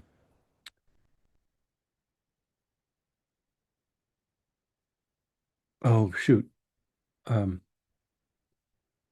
well, yeah, he's just one of the most modern, beautiful modern calligrapher designers of, you know, calligraphic based letters. So these letters down here, you can see I took them right from Friedrich Poppel and used this serif that comes from Poppel and Madeline Dinkel, who is also represented in the book. We'll talk about her later. And that half uncial slops over onto the next spread. And this is one of the two places in the book where half the page goes with the spread before it, and the other half goes with the next side of the page. So, because we had used Sheila's Carolingian not only in this issue, but in previous issues, I wanted something new. So, I asked Julian if he would do a version of the Carolingian. And he said, that is really my mother's hand. I don't really do it that much. And I said, well, that's the reason I'm asking you. And of course, we all know that Julian could tackle anything. I mean, I was certain of that. So both of these alphabets, and this is historically accurate, and then this is his more modern interpretation, were made for the book in honor of his mother. And then we have a page from Sheila's most famous um, Carolingian manuscript, which is under Milkwood, of course. So you will see closer looks at this in Julian's issue when that arrives in your mailboxes in October. But here's a little bit another look at Sheila's illustrations and Carolingian from under Milkwood, and a little bit bigger look at both of these alphabets that he created, that Julian created for the Speedball book. Which led us to the humanistic bookhand page. And again, I wanted modern looks at stuff. Here is the same Irene Wellington exemplar that we used in the 25th edition. And this is something that I did for the 25th based on Irene's. And I don't know if you knew this, but Sheila and Julian were consultants for the 25th edition. And when I showed this to Sheila, she said, under no circumstances can you use that. I don't approve of that one at all. So I sort of put it in a smaller place, but I still liked it. And I made it the exemplar in this one for the foundational. But I did say in here that Sheila did not approve. And it was so much fun to get real life uh, critique from Sheila for that 25th. And so I hope it doesn't seem too cheeky that I put it in here, but it really was in honor of Sheila's no nonsense instruction that it's included. The next part of this, and actually there's a spread that you're not seeing here in the slideshow of Julian's work and Andrew Van de Merwe's work from South America on very lightweight um, book hands. But we wanted to get to this page for the first of the two foldouts of the book. So we've got Rick Cusick and Tolga Gergen again over here on the left side. And this is the first foldout. And it's based on Ross F. George plate. And this was one of the very first, this was the first thing that I decided on for the book, was that Randy Hassan had been doing calligraphic versions of what George called the stunt Roman. And there was two versions of it. The one in the 11th edition from 1929, and then an updated one in 1938. And these are really important plates for me. Here you have a full alphabet by Randy, but when we fold out, there's a much more spectacular version of it. Let's take a little bit closer look at Stunt Roman now. This was carefully drafted, and it's based on a circle and a straight line. And these two dots that you see here in the middle of every round spot, I always thought were decorations, like SEMA decorations in the letter. But Randy points out that these were the compass points for the two circles for every circular letter or every circular counter space, that you would put the compass point here for one part of the circle and the compass point for the other to do the other contour of the letter. And then George used a Speedball C nib to ink it in, and then, a fine thing to do serifs like this. It also has a half bracket. In type terms, if you don't know what that is, it's when, this is a fillet that gives a transition from the vertical stroke into the serif. And if there's an absolute square there, that is a bracketless serif. So some typefaces have half brackets, and that's what's happening here in the Stunt Roman. But check out this this is the first fold out in the book, and it's Randy's not alphabet sentence, but the entire alphabet as a capital letter for all of these words, as well as instruction for how to play with the calligraphic stunt Roman that he's been working on all this time, and it's stunning. This is the first thing we decided to put in the book. So here's the italic from the 25th, and this is also something that goes back as far as the at least the 22nd. It is in the 22nd. Judy and Joanne's first attempt at not attempt, first tackling of the Speedball book, and it also is perfect. But because it was used there and in the last several editions, I felt like we had to update that. So I asked Elmo van Slingerland to give me something that was a little more funky. I wanted all of the new things to feel like they were just a little less perfect and had a little more organic character to it. So all of this work is Elmo's. This details or not details is a detail from a bigger piece, and this circle is a different piece. The only thing that's not Elmo's on this page is the little exemplar here, where I was really trying to point out how important it was to get this swelling stroke in the upstrokes. And a really interesting thing happened here. This is a total accident, but one of my favorite happenstance things in the book was that I chose stars to point out the deep secondary counters. And so when I was talking about them in the text, I said deep triangle counters, the stars above, and I realized that that was how many songs have that, the stars above. So it was total accident that we had this little song quote in the middle of the stuff. Now, speaking of the italic, um, Ray DeBall was one of the first people to start doing speedball work, speedball textbook work after Ross F. George's death. He was in the 18th edition, but in the 19th and 20th edition, he had the very first illustration in both of those books. And the one that we're looking at here was the first thing in the 20th. I mean, you open the cover and this was above the introduction of what the book was like. So all four of these things were in previous editions of the Speedball textbook, and he hadn't been in the book since 1965. And I wanted to get him back in, so I made this page and put it in the italic variations pages because his italic was just so wonderful. Even these decorative caps, these swash caps, which is very much in the tradition of map making,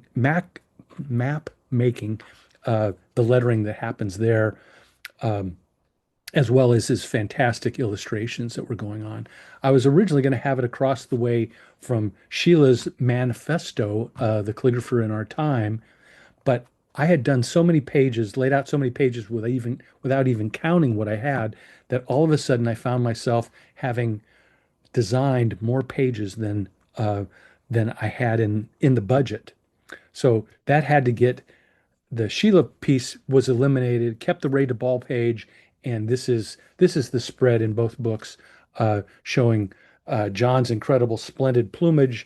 I don't know if you remember where this came from, but it was an exhibit at the Metropolitan Museum of Art in New York City, and there was gigantic banners between the pillars of the Met uh, with uh, a wonderful bird illustration. I think it was a pheasant underneath John's splendid plumage of lettering that stretched between the two pillars of the Met. So this goes back a ways, but it's really spectacular.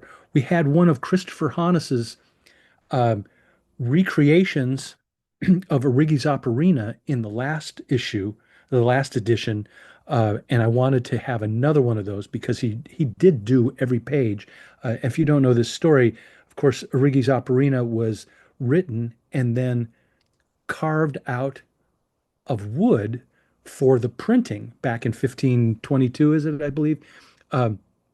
And Christopher, as beautiful as the wood carvings were, we weren't seeing what the pen was doing. We were seeing what the wood carver was doing when he was interpreting the lettering. So Christopher wanted to go back and resurrect the lettering itself, and he rewrote all the pages of Righi's Operina with a pen to see what it would do and tried to be as faithful as possible. So we have another one of those, and I definitely want to point out that the image is cropped because it was one of those things that had the nice big full margins that the original had, as well as these caps also by Christopher. And then William Stewart, one of our longtime members, he was there at the very beginning, and a left-handed calligrapher, by the way, his gorgeous efflorescence lettering. And we have another, actually, the very last thing in the book is a plate of Williams. So we'll be seeing that when we finally get there. Now, one of the most essential things that's been published in the Speedball textbook all these years has been Sheila's Italic Variations. And it also goes back to the 22nd edition and is run in every edition since then, including the 25th. And I think it's essential that this is just such an instructive page. So this was one of the first layouts that I made for the italic variation section, putting it opposite Susie's beautiful Sant'Angelo quote in Italian. This was on the back cover of Susie's memorial issue in 2016, if you want to go back and be able to stick your nose in it. But it's also in this version of the textbook. But in the interest of updating the book, here's the amazing piece that was the ancestor of Sheila's Italic Variations page. And this is in the Harrison collection. It was written about in Sheila's memorial issue, so you probably already have a copy of it. But this was the first thing that she did where she showed 10 different versions of what an italic could be. Richard Harrison commissioned her to do a Shakespeare sonnet, and she did this piece on vellum in two colors and sent him this saying, well, which style would you like? And she did a line from these different lines and then described what was going on. So this is the ancestor of the Italic Variations page. I'm gonna have to go forward and then backwards to show you that that page from 1959 led to this one in 1991. So this is how it ended up in the book, with Sheila opposite Susie, who were both such wonderful calligraphers. And I loved the synchronicity of having this piece that came from the Harrison collection being opposite Susie's work, who was the curator of the Harrison collection. And those connections are made down at the bottom if you get a chance to read it. This is the second losing contact spread. And this is just a big excuse for me to get my work on the same page with Rick Cusick, who is one of my all-time calligraphic heroes. And the idea of this page spread, of course, is the losing contact with a flat tool and the unusual shapes of letters you get when you start to let go. And Rick, with the calligraphy that was in the proverbial bestiary, was really influential to me.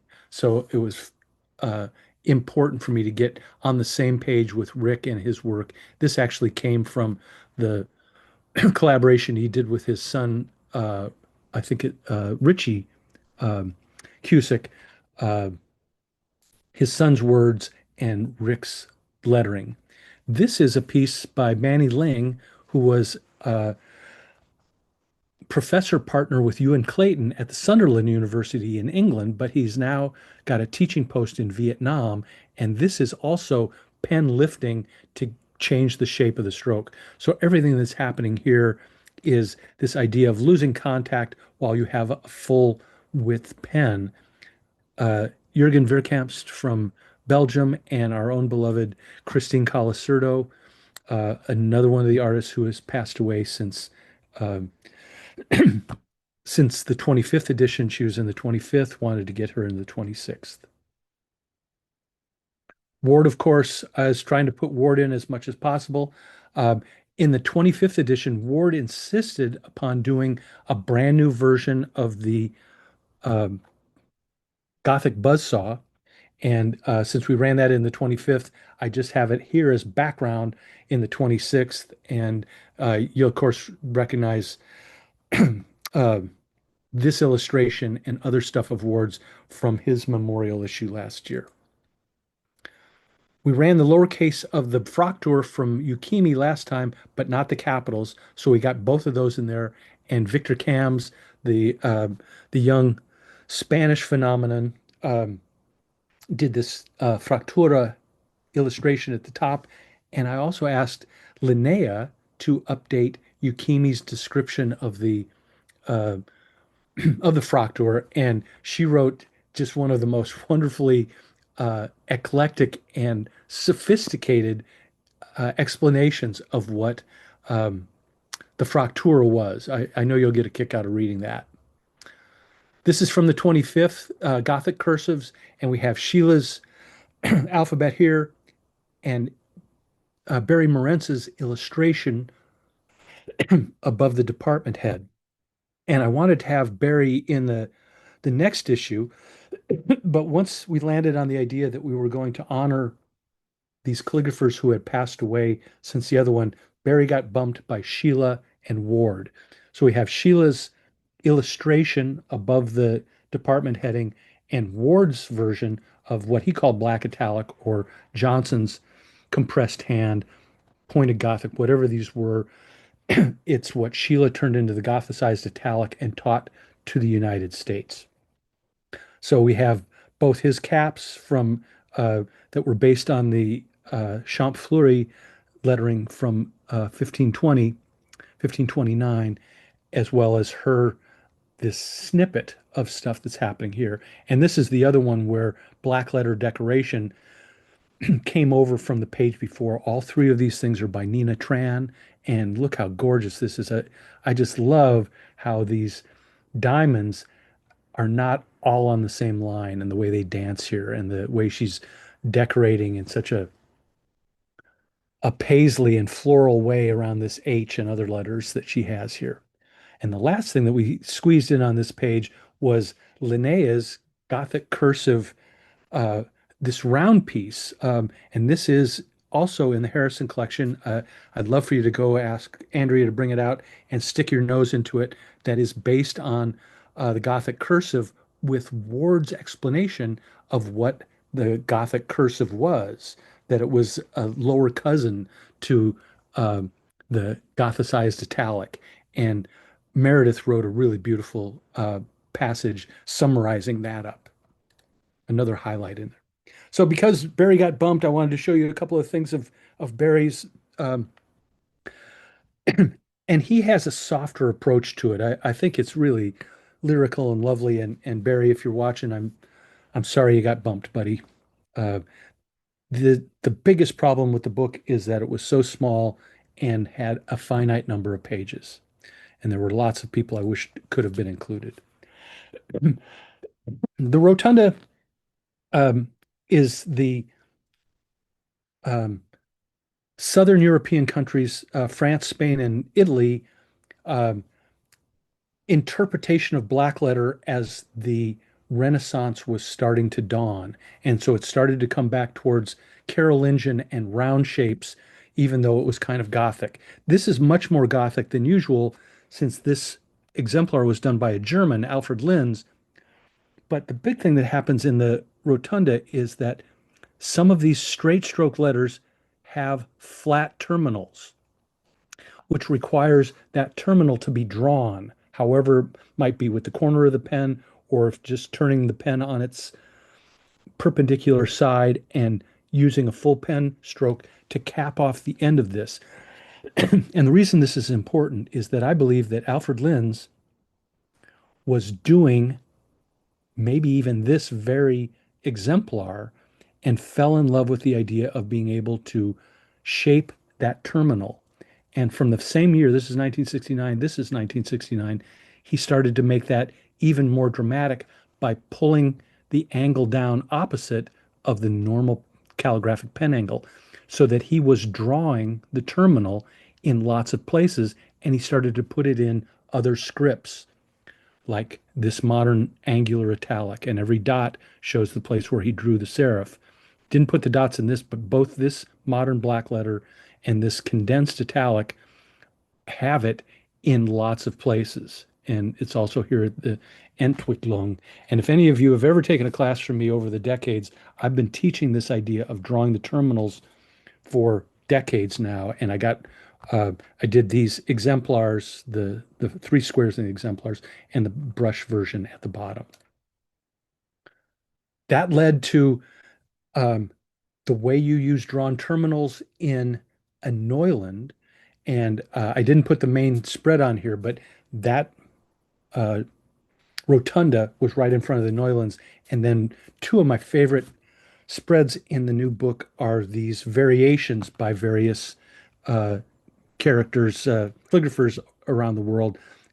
Victor Cam's Christopher Hannes here and over here.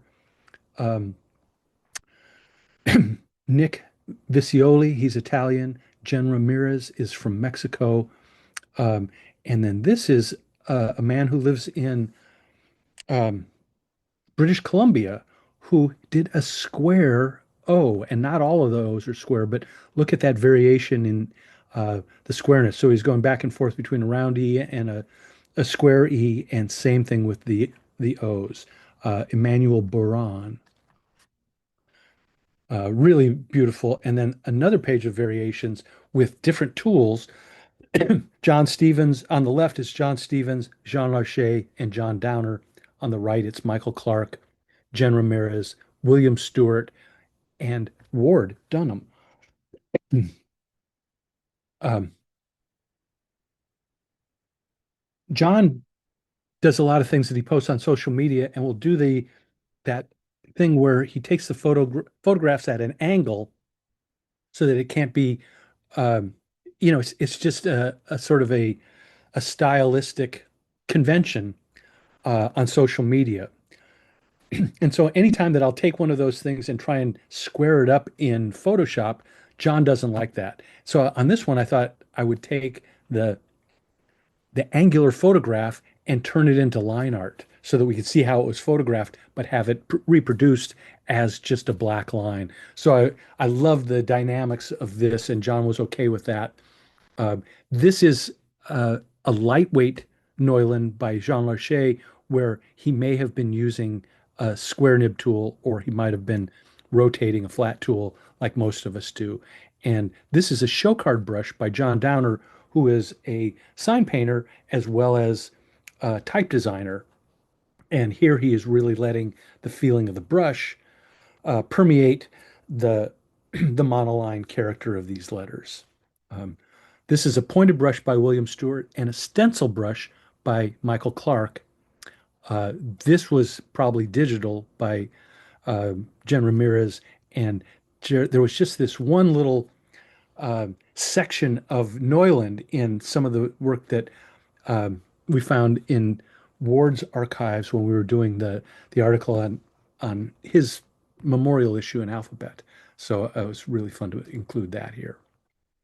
So we get to the pointed pen section, and it was a big deal in the 25th that we had so many that we had expanded the pointed pen section. And same thing was happening here. I wanted to have some new things, but there were some plates that had to be um, that were just too perfect not to use again. So I wanted to show you how I approach that as in a design way. This is the 25th, and one of my co-editors on the 25th, Suzanne Cunningham, was the person who put together, gathered the artists for the pointed pen section for the 25th. And this is her piece where she's exploded the word copperplate into each of its strokes. And I think it is just brilliant and gorgeous. And I also think it's really funny for some reason that the way we're looking at it exploded like this. And I just couldn't even imagine not having it in the thing. So here is the new layout. And one of the liberating things for the layout of this issue was that I took some things that just didn't feel big enough, being only spread across the width of the pages, and ran them up the vertical side of it in a perpendicular place, and it made it so that it could be so much bigger. And I did use this in several places, and none more happily than here on the pointed pen introduction. These are Nina Tron's warm-up exercises. Uh, I'm sure you know Nina. I think she just taught a workshop for us recently. She's a really versatile calligrapher, both pointed pens and flat tools uh, in the Los Angeles area. And these warm-up exercises are excellent. But this was the page that I kind of wanted to have be the introduction to the pointed pen section. And it's the original pasted up version of Ross F. George's engrossing script and this piece of Chiara Riva's where she had done the calligraphy over the x-ray of her broken wrist. And so I wanted this to be the page that introduced the section, but again, I ran out of pages, and there was a place where this made more sense. So this is not in the book, but this is the engrosser script. And David Grimes, he's an Oregon calligrapher, had done this piece for the 25th, and I reused it here, but he had originally had one full spread, and I rearranged it so that it was on one page, but the letters were still the actual size that he had done them uh, with the pen. We were very careful to be actual size in both the 25th and the 26th edition, and it left this perfect shaped space for the Ross F. George plate. And George actually did this calligraphy in some of the earlier volumes, the earlier editions, using this same Western Wallace Watchworks I don't know what the WN um abbreviation is for, but he had done this. He had written this out separate, in different versions, and then he redid it again for the 12th edition in 1933, but pasted these two things together and called it round hand script, whereas the earlier version said engrossing script. So I was able to put it on the page here with David's and have this original look. This comes from the Letterform archive. If you want to see more of Ross's actual pen work, they have a couple of dozen great things right there in Dogpatch. Here's a collection of Suzanne Cunningham's work. She was the co-editor for the pointed pen section in the 25th, and I wanted to feature her amazing versatility with a pointed pen with her own spread of samples. And this is a really touching part of the of the book, and you already know this story if you read this article that was in Alphabet a year ago.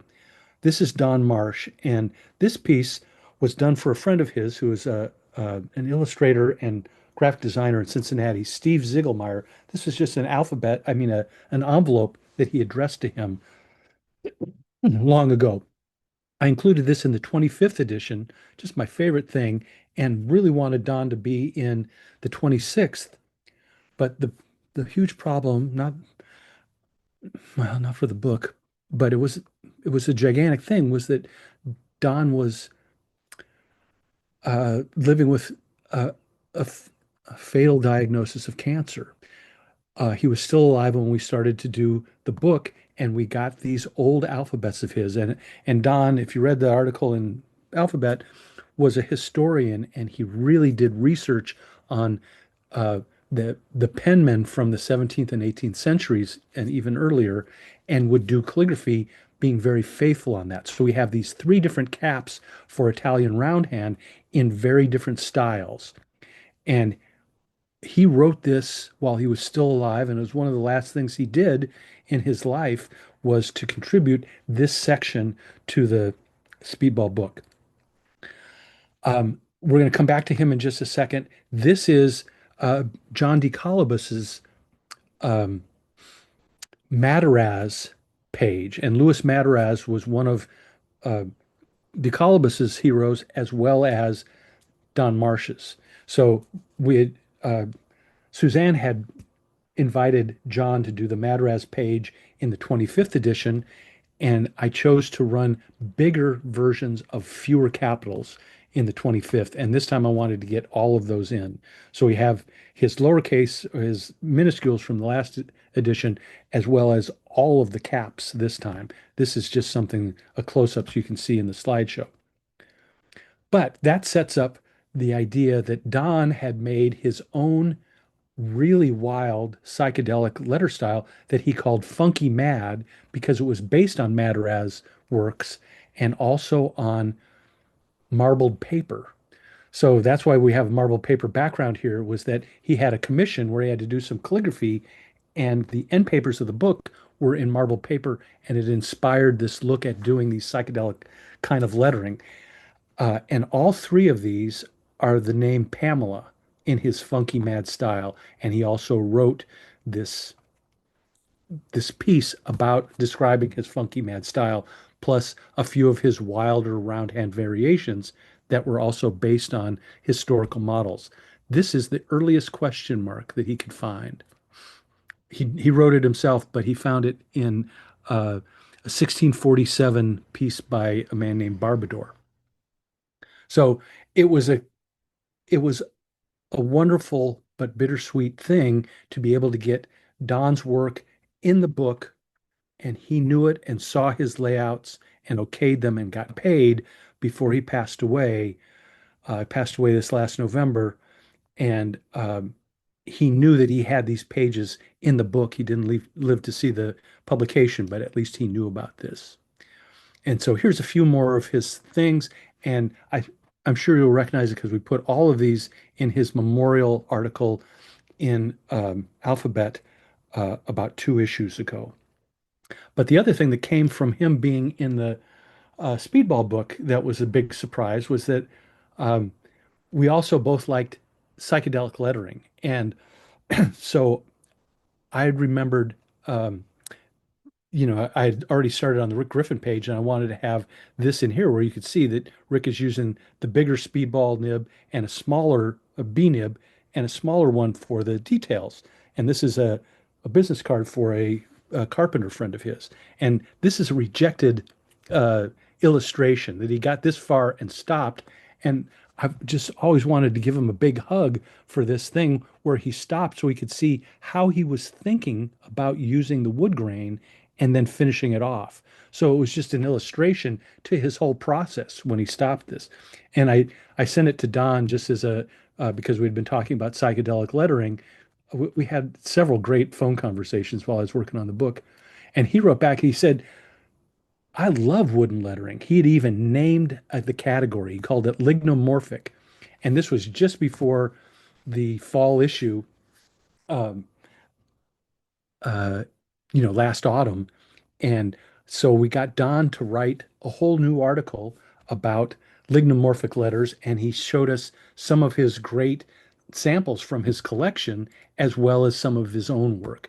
So this is another thing that was just a happenstance from the Speedball book that we got this fantastic article um, in Alphabet, um, and Don was really happy to have one more published article in his lifetime. He was such a brave guy, never complained about what was going on, only wanted to talk about lettering. It was a moving thing. Am I going on too long here? I'm so sorry. We're about 2 hours in.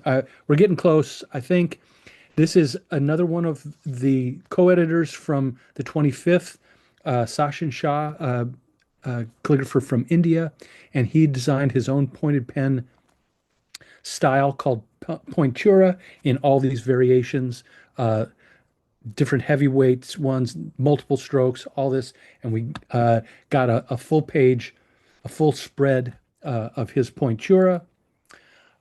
Another thing from another spread, we wanted innovative things that hadn't shown up in the Speedball catalog textbook before. And another one of these was Rachel Yallop, of course, the wonderful, mostly pointed pen artist from England, who had designed these caps that are single strokes twice. So a multi-stroked pointed pen alphabet, and devoted a spread to that. And the obverse of this is that there's this fantastic um, double stroked alphabet that was done with two pens taped together by a man named Guillaume Schaffhauser, who is a French calligrapher whose um, graffiti tag is Frock One because he's so into fractal lettering. But both the illustration above showing the pen that he used, the two pens that he used for this alphabet, and this full exemplar were done with two pens in a single stroke. So imagine the control that has to happen here, where he's putting pressure on the pen to get the tines to spread and get the thicks and thins while he's creating the thick and thin that's happening from the two pens itself. Really astonishing. I wish I could have run it bigger. We put it across from John Stevens' two different pointed pen variations. Here's a close-up of Frock One's uh, single stroked but double appearing Fraktur with pointed pens. Heather Held, one of our members she lives in Ontario, Canada, a very close friend of Don Marsh's, who really facilitated uh, the the contact between me and Don to get it going in the first place. Our hats off. Our hats are off to Heather for that contact. She did the offhand flourishing page in the last edition, and we used her same copy this time, but new illustrations. And these three are hers. But look at this one we found from member Rick Paulus, just this spectacular fish. And I love how it echoes the shape of the quill across the spread from it. And in the 25th, we had this amazing fish from Jake Weidman. And I thought we were going to have to do without this fish. And then I ran across Rick's, and it was such an exciting thing to get another spectacular offhand flourished fish, uh, this time from one of our members in this edition. And finally, here's the pointed pen gallery. And this is mostly Victor Horridge's work. I showed you a little bit of his work in um, the B-nib section, but look what a wonderful pointed pen artist he is. So he did these two, and I love them because they're more casual, and the unbelievable flourishing that's happening here. This is Doi Hu Huang from Vietnam, uh, with his uh, Italian round hand, and this is a piece of Rachel Yallop's. And here we were finally able to find a place for Chiara's really wonderful pointed pen X-ray piece. But here's a close-up of um, Peter Horridge's, and on his website, he says that this is now with the client in Beverly Hills. And so he's not claiming it at all, but my guess is that it was commissioned by David Beckham for his wife Victoria. Total guess, but that was just uh, the instinct that I had when he mentioned that it was in living in Los Angeles. The 25th edition of the flat brush introductory page, we have Georgia Deaver, Victor Cams, and John Stevens. For the 26th, first of all, I want to show you where that illustrators of George's came from. And the reason this is so unusual is that Georgia liked to take a flat brush and hold it vertically, and then push it open to get this unusually organic looking stroke. And this is a sketch that's in a scrap of a sketch that's in her collection at the Harrison collection in San Francisco, if you wanted to take a look at this. And I love this so much, I wanted to, you can see that can we go backwards? No, back, go backwards. There it is. You can see that I used a piece right from the sketch, but because this was the only thing, I had to paste this one up from the letters from that sketch. So it is definitely George's letters, not touched up, just assembled by me. And then here's Victor again, full page, very air filled lettering with a flat brush. And the piece of John's that I wanted to use here, he wasn't crazy about, so he took it out, and I put in this lettering of mine, and it also has a Georgia connection in that I did this during the class that she and I and Julian Waters team taught together in Boston in 2010. And she gave out handouts to our students that had lists of suggested words that they might consider using when they're writing. And haiku was one of them. And it turned out that the rooms that we were living in were in the same building as our classroom. And one night about midnight, I couldn't sleep. I went down and I made this piece looking at George's, this is George's suggested word. So I always think of this, and you can see it's multiple stroked flat brush, so it kind of fit in with that spread. The pointed brush, these are variations from the pointed brush section. And again, you can see how much fun it is to lay out this book and have so many wonderful artists that that I just had to cram as many things into a page as I possibly could. These are both John Stevens. This and Kudos and Birthday Bubbles is Sherry Brigham. This is a Procreate version by Tolga Gurgen from Turkey. This is a Chicago sign painter, Bob Bohonik. Pointed brush by Chiara Riva. Yukimi Anand did the Troy. MFA is Michael Clark, probably using a stencil brush. This is Yves Leterme, also digital. Pointed brush by Elmo van Slingerland. One of my favorites of all time by Georgia Deaver. And then Mike Gold on the last one, which leads us to Mike's page spread. And Mike sent me this envelope one day, and I wrote to him, I said, I need a full alphabet in this heavy weight. And this is what ended up, even though the first thing he sent was too light, and I had to ask him to do it again. But the fun thing about that was that he was um, my art director when I did a few things freelance for American Greetings, and he had me do things over again.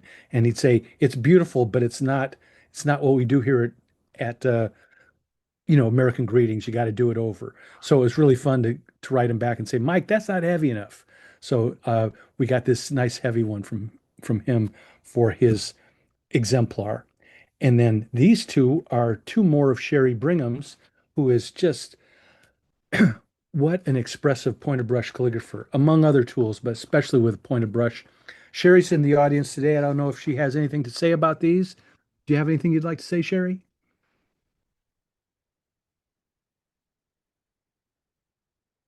Well, that's okay. The other thing that has just happened, I've just been up to Sherry's recently and photographed a ton of her work, and we're going to have a huge profile of Sherry in the winter issue. So you can look forward to that. And then finally, all five of these were Sue Greenseth, who's also a member, lives in Oregon. Look how many different looks she's getting out of the pointer brush for this. And here's a little bit closer look at Sherry's and Sue's contributions. Pointed brush caps. I got two wonderful pieces from um, Luca Barcelona, and it's such a sad thing that the pages are so small. Victor Cams did all of this brush pen work, which is, those pieces of rubber that are brush shaped. And this is also Sergei Shapiro in Russian Cyrillic at the top, using that kind of a tool, uh, as well as these caps are also by Sergei. But here's a closer look at Luca Barcelona's two uh, brush, pointed brush cap alphabets. Ruling pen, Rachel Yallop, Peter Thornton on the left and the right of the spread, and then Victor Cams did these ruling pen caps. I did these ones below, but my favorite one is the ruling pen variations, where we have Yukimi with that gorgeous cardinal piece at the top, Carol Dubois. Uh, I selected this piece of Carol's and wrote to her and asked her if we could use it, and she wrote back and she said, "Oh, I'm so glad you picked that one. It's my favorite piece of calligraphy ever." And I had to agree with that. Lily was done by Vincent Geneslet, the French calligrapher, and Elmo at the top. Here's Frock 1 again. Georgia Deaver is Autumn. John Stevens is calligraphy. The round one is Michael Clark. This is Christopher Hannes, this ruling pen alphabet, and Julian Waters at the bottom, just to show you how many different looks, just 10 different looks that you can get from the ruling pen. There are so many more. Decorated letters. I guess I'm getting close to the end here, but I need to speed up. I know I'm straining your patience here. This is this fantastic Cadell from Judith Porch, a British calligrapher. And here's the full piece, but it's this lovely, full, lush. I think it's this last stroke more than anything else that attracts me to this Cadell. So gorgeous, so detailed, so voluptuous, the shape of that stroke, and gilded along with the cleverness of her illustration. And this is based on, the famous Bosquet and Hofnagel model book that is in the Huntington Library, as well as a beach calligraphy from Andrew van de Merwe, Peter Thornton's gilded um, Versal for Michael Clark, the Australian Finnish um,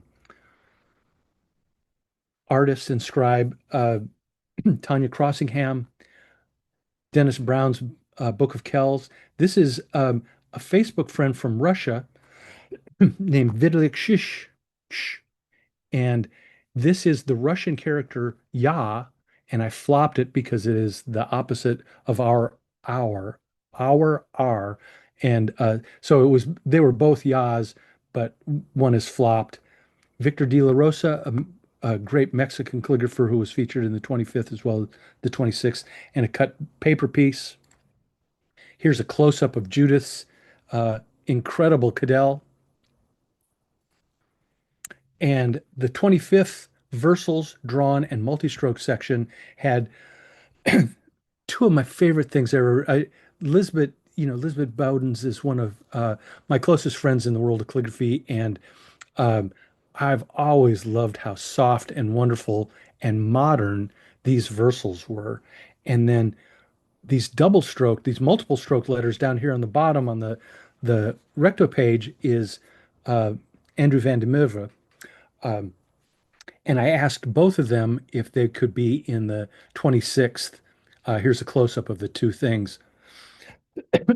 And both of them said that these letters were so old for them that they had to kind of start over.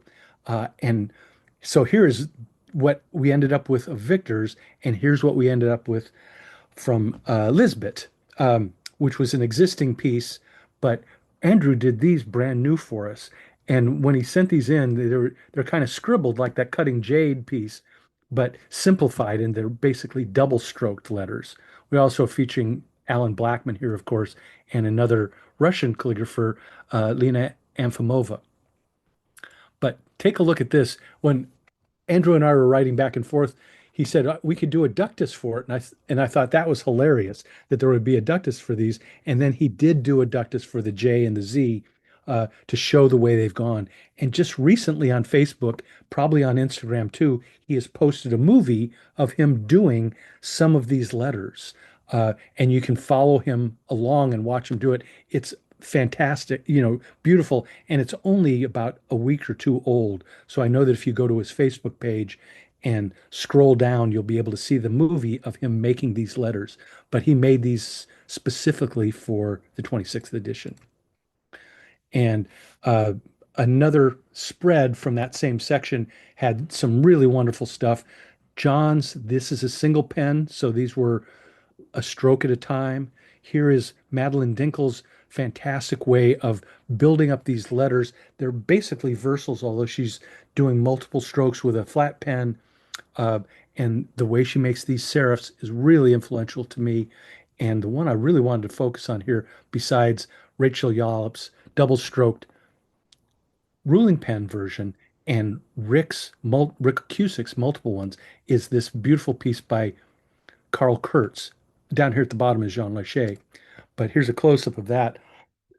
And this was part of Michael Clark's Ich Bin collection.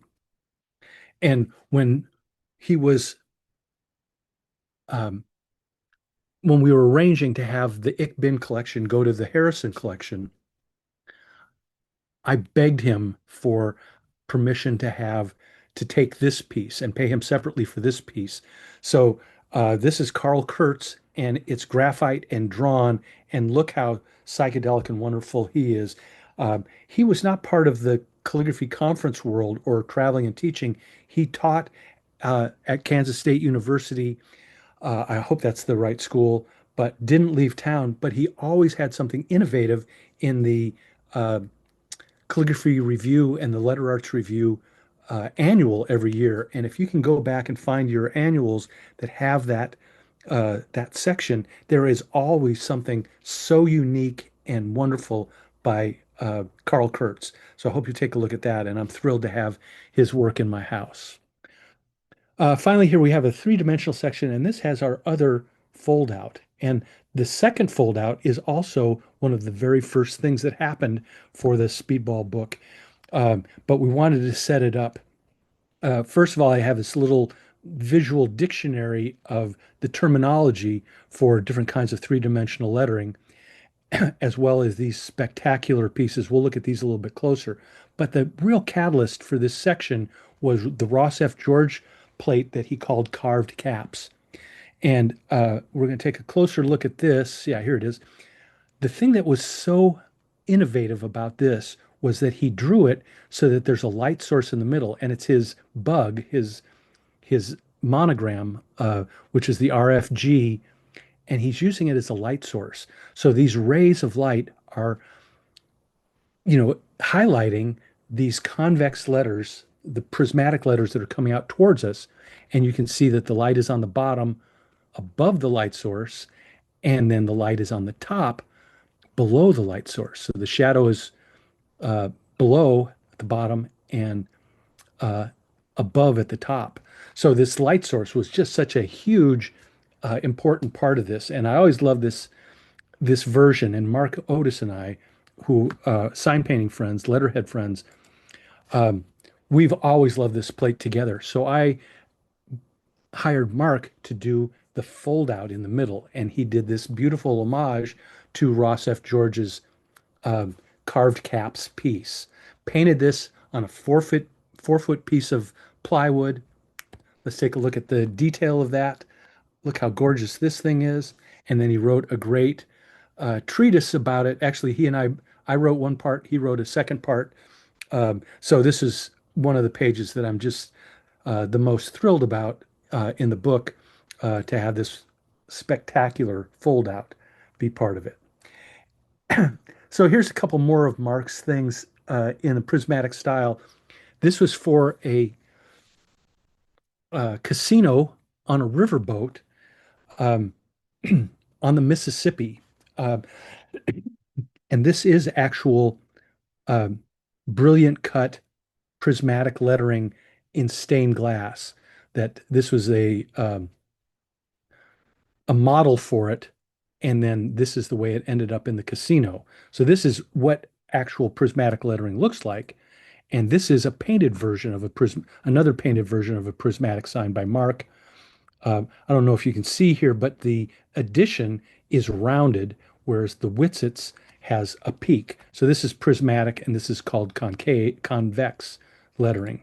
You can just see how the roundness is being shaded here at the bottom, and here's a detail shot of one of the prismatics for the wonderful Whitsit sign by Mark. And the other part of that section was another piece by Rick Griffin, where he's got these Hebrew influenced letters that are also, they have a beveled edge, but the thin lines actually make a prismatic. So it's a combination of a beveled edge, which is a slanted version of the outline, and then combining it with a prismatic. Really gorgeous. This is just graphite and ink and gouache on butcher paper. And here's a close-up of these two really inspirational letters. This is from the 1st century Pompeii. It's in the natural history, the archaeological museum in Naples, down in the basement. Dean, I hate to show this knowing that Dean Rubino's in the audience, because the day she went to the Naples museum, the basement where all the inscriptions were was closed, and she couldn't get down there. She nearly jumped the velvet rope to get it. But can you believe these serifs, that this is from, more than 100 years before the Trajan column? Look how expressive those serifs are, just incredibly gorgeous. And then this is a gold leaf on glass airbrushed prismatic letter by Mark Otis's mentor, Joe Ferry. And Mark hired Joe to do 5 samples for his new sign shop to go on the wall of his sign shop. And this is the most gorgeous one. This has, whoops, go back.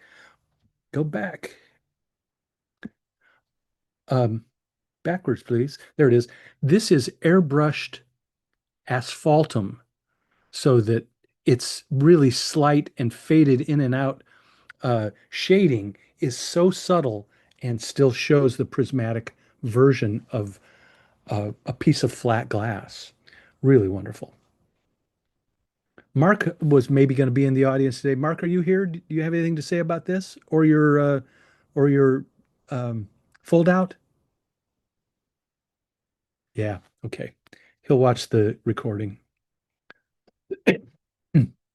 So we also needed a sign section in the book. And the interesting thing here was that the original Speedball books were aimed at professionals. And so sign painters, show card writers were one of the main target audiences. But it wasn't until uh, as we got into the 60s and 70s and 80s that it started to turn towards being aimed at calligraphers, and definitely happened once we had the 22nd edition uh, that Judy and Joanne were putting together. So sign painters were starting to feel left out, and I really wanted there to be a sign presence both in the 25th and the 26th. So this is the one spread of signs that we get in the book, and I was trying to use more of these three-dimensional, all of these different three-dimensional versions to go along with what was happening with Mark's fold out and that three-dimensional page on the spread before that. So we have a great uh, sign painter from Reno, Nevada, Lane Walker, um, Noel Weber, Rob Cooper, who was just in the last edition of last version of Alphabet, spectacular. He's a a New Zealander who now lives in Thailand and doing really fantastic work. He also hand carved this, did great carving. That's also carved by him. This is Lane Walker again, Jeff Devey from Wisconsin, and Dave Carell with a sign painter's casual script. But up here at the top, one of my favorites of all time, this is Hobie McQuarrie, our beloved, just nearly recently departed member. And this is his brush casual that he then cut out by hand in silkscreen stencil and silkscreen these signs because there were a lot of them. So this is knife cut lettering. I can't remember if I gave you a close up of this afterwards. I did not. Let's go back once just so you can take a look at this. This is such knife control as well as brush control. So, Hobie, you're my hero. Um, I was going to surprise Hobie with this being in the book. I did not tell him. And then he passed away before the book was published. So he didn't get to know that I was surprising him with this included in the book. So I'm sorry you missed that, Hobie, but boy, do we miss you. Here's a close-up of Noel Weber's really beautiful um, 4 different carats of gold for this M on glass. This is when you have a two-tone gild like this, this mirror outline is called a burnish outline. It's put on with water. And so that's what's happening on the thick outline as well as the prismatic outlines that's separating the areas. Then this gold is put on with an oil size, or basically gluing it down with a clear varnish.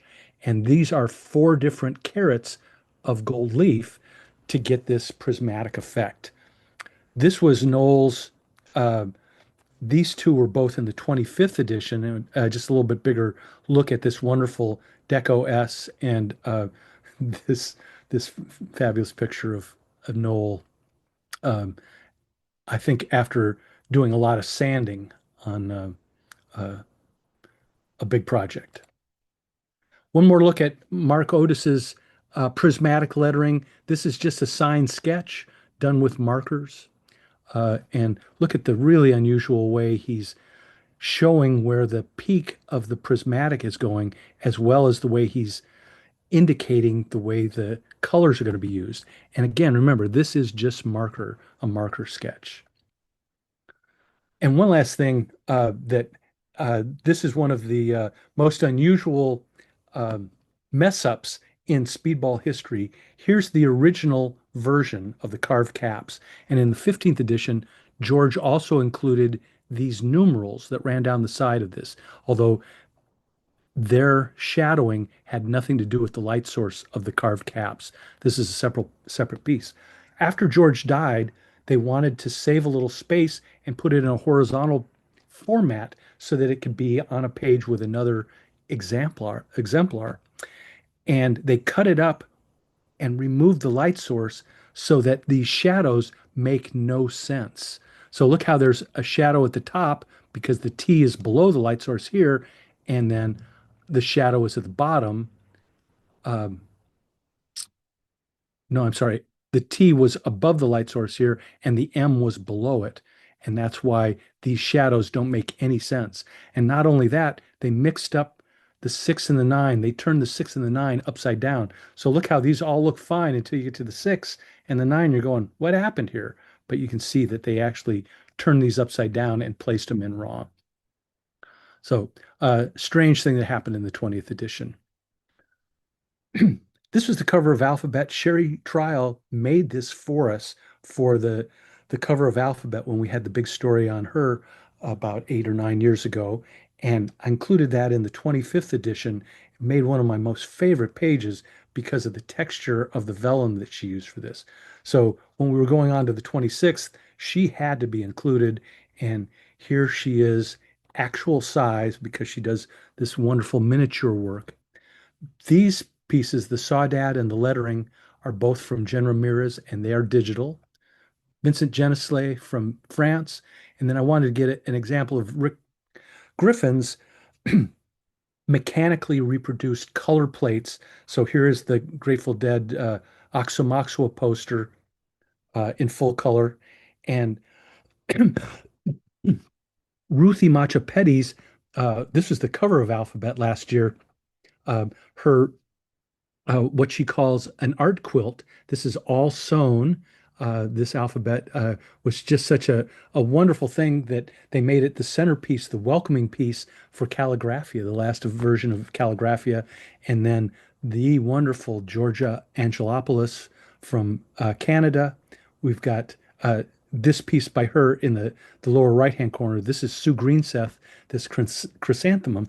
But the most unusual and beautiful thing that we have on this page, besides Karen Sheridan's fantastic zany lettering, is this piece of lettering by Christelle Yop, who is a French lettering artist, and this was done with a plasma cutter. So this is the page in the book, but here is some pictures of her working this way. So she loves to do big, unusual media, sculptural work, and a plasma cutter and some of these things are some of her favorite tools. This pointed brush lettering here was from the 25th, but these are just some things to show you how that lettering was done. She also did this wonderful mural and works in metal. So she's exploring all these different media and three-dimensional things. She's one of the most exciting lettering artists in the world. There will be a story in her in Alphabet, hopefully within the next year.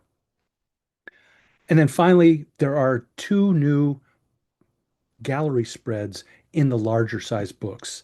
And I was thrilled to find room for another piece of Georgiana's work. I know that we had one of these pieces. There were 2 of them that are in the Harrison collection, and we had one in the big story we did on Georgiana in 2016. So take a look at that volume.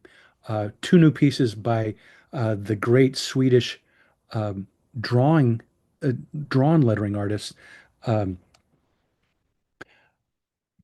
Marie Fredriksson, who was a traditional calligrapher until she took a workshop from Jürgen Verkamps and found out that drawing letters was where she exploded and blossomed.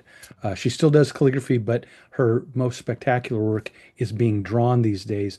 And we did a big story on her in the same issue. We did one on Jürgen and Elmo von Slingerland, and that is, I don't have the volume number here, but it's in recent years, so you can see all of their work.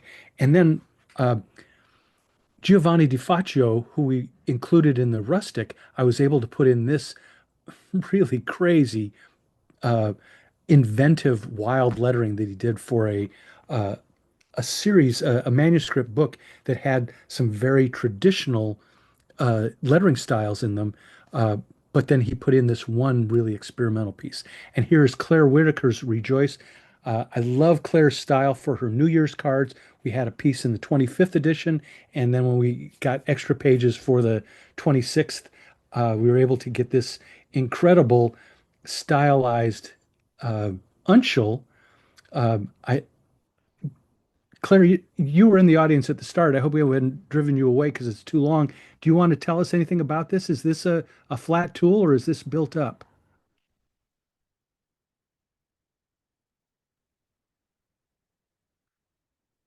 Is she Claire, there? you're muted. Just hold down the space bar if you're on your computer and maybe you can talk.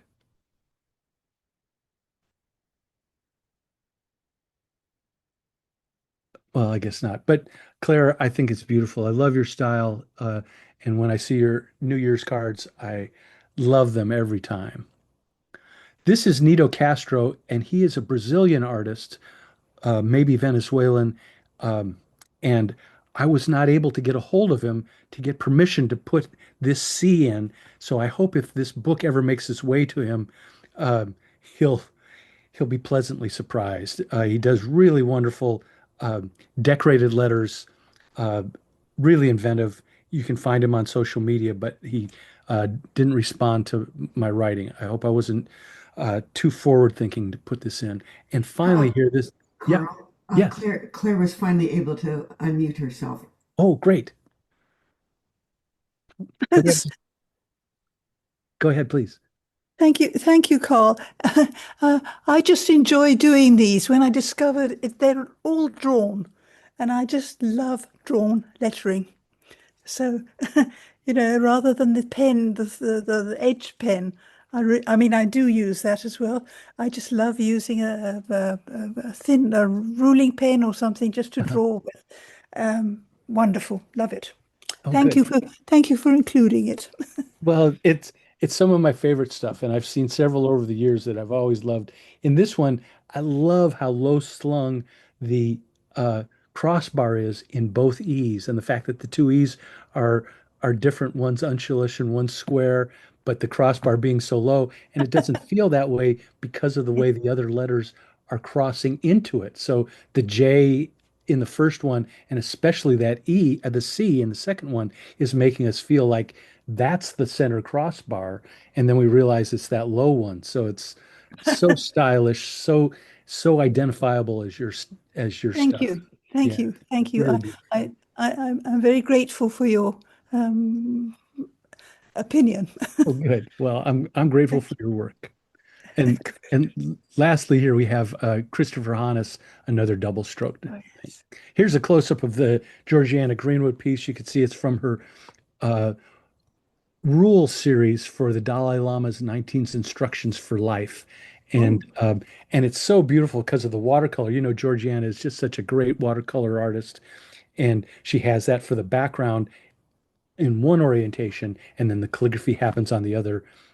So I think we're supposed to view this vertically because of the notation, but whichever way you look at it, it's just um, FOC's matriarch mother, uh, Georgiana. If you're out there, we're sending all our love.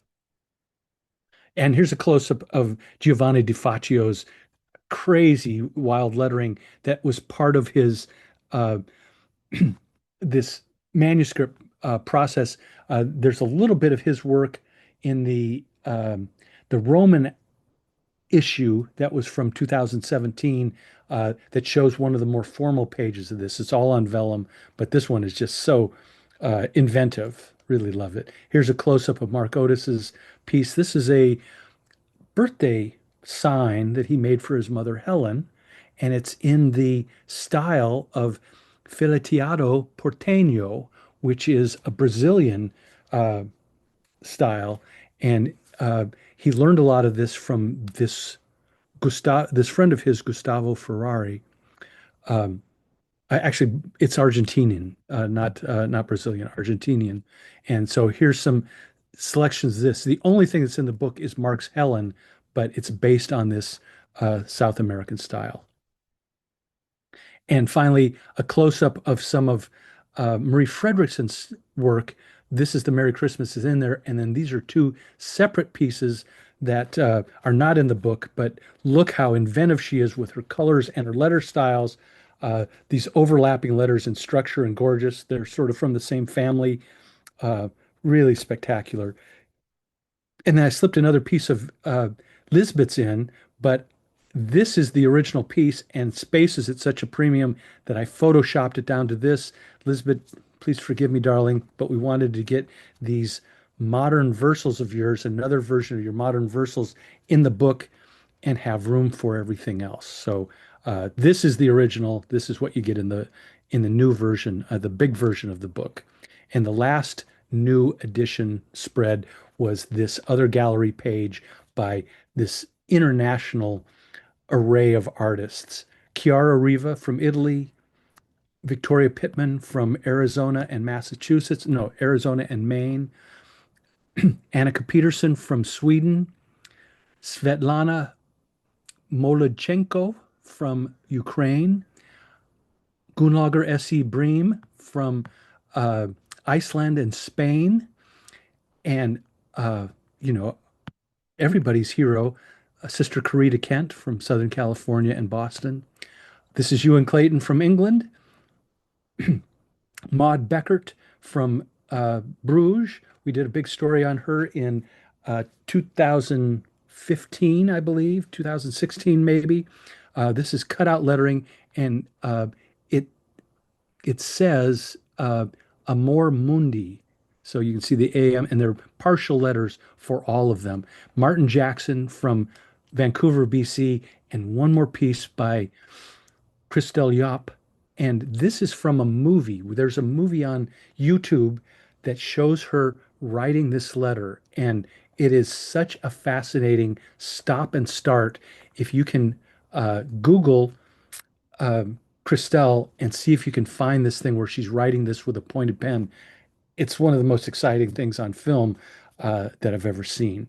And while we're here talking about Icon and Chiara Riva, she recently posted on Facebook quick little movies of all the things that she did for the 26th edition. And it's edited way too fast, but you can see her writing four of the different pieces that is in the Speedball book. And that was just posted recently on Instagram and Facebook. If you go to her page, you'll be able to see that. And then finally, here's the last page of of illustration in the book, and we have Julian Waters' different animals. This is for a series of stamps for the U.S. Postal Service. They weren't on the stamps themselves. They were in the gorgeous booklet that came out that accompanied the sheet of stamps, and it was called Wildlife America. And then this page is William Stewart's alphabet of creatures, and it's the last piece, the last display piece in the book. Hope you can spend a little bit of time with that. It's such a crazy contrast of variety of all the ways he could write. And then finally, these are two Ross F. George plates that are behind the two pages, the two-page spreads of lettuce that we had to put at the end. This is the artist's index. There was also the glossary that had the lions screen back behind it. Here's the alphabet of Ross George's that we turned into a typeface for the headline. And that was for the 25th edition. We also used it for the 26th. And here is Georgia Deaver lettering. I really like the idea of ending up with Georgia Deaver lettering because in the 25th, we also made her last. And I don't know if you realized it, but the way that this is described clockwise in the caption means that we circled around and George's was the last name mentioned in the book, even though it's in the middle of this between Sherry Trial and Mike Gold and this spectacular piece by Andrew Van de Meuvre, John Stevens Brush Numbers. This is also Georgia. Used Automobile Parts was a wine label, but this is Georgia's name that I collaged together from her letters. Each letter is a person, and it's our wonderful Georgia. So she was the back cover of the 25th edition, and I just wanted something universal for the 25th. This I Love You was what we came up with. It sort of ended up looking like it was saying I love you, Speedball, but really she was saying I love you to the world with this, as well as the pens. So I thought we would end this edition or this slideshow with these love pieces. This is also postage stamp lettering by Julian Waters. So this is 7 different sketches for the With Love stamp. And I can't remember which one they used, but all of them are here to send you off into the rest of the day or the morning or the evening, wherever you are in the world, with love.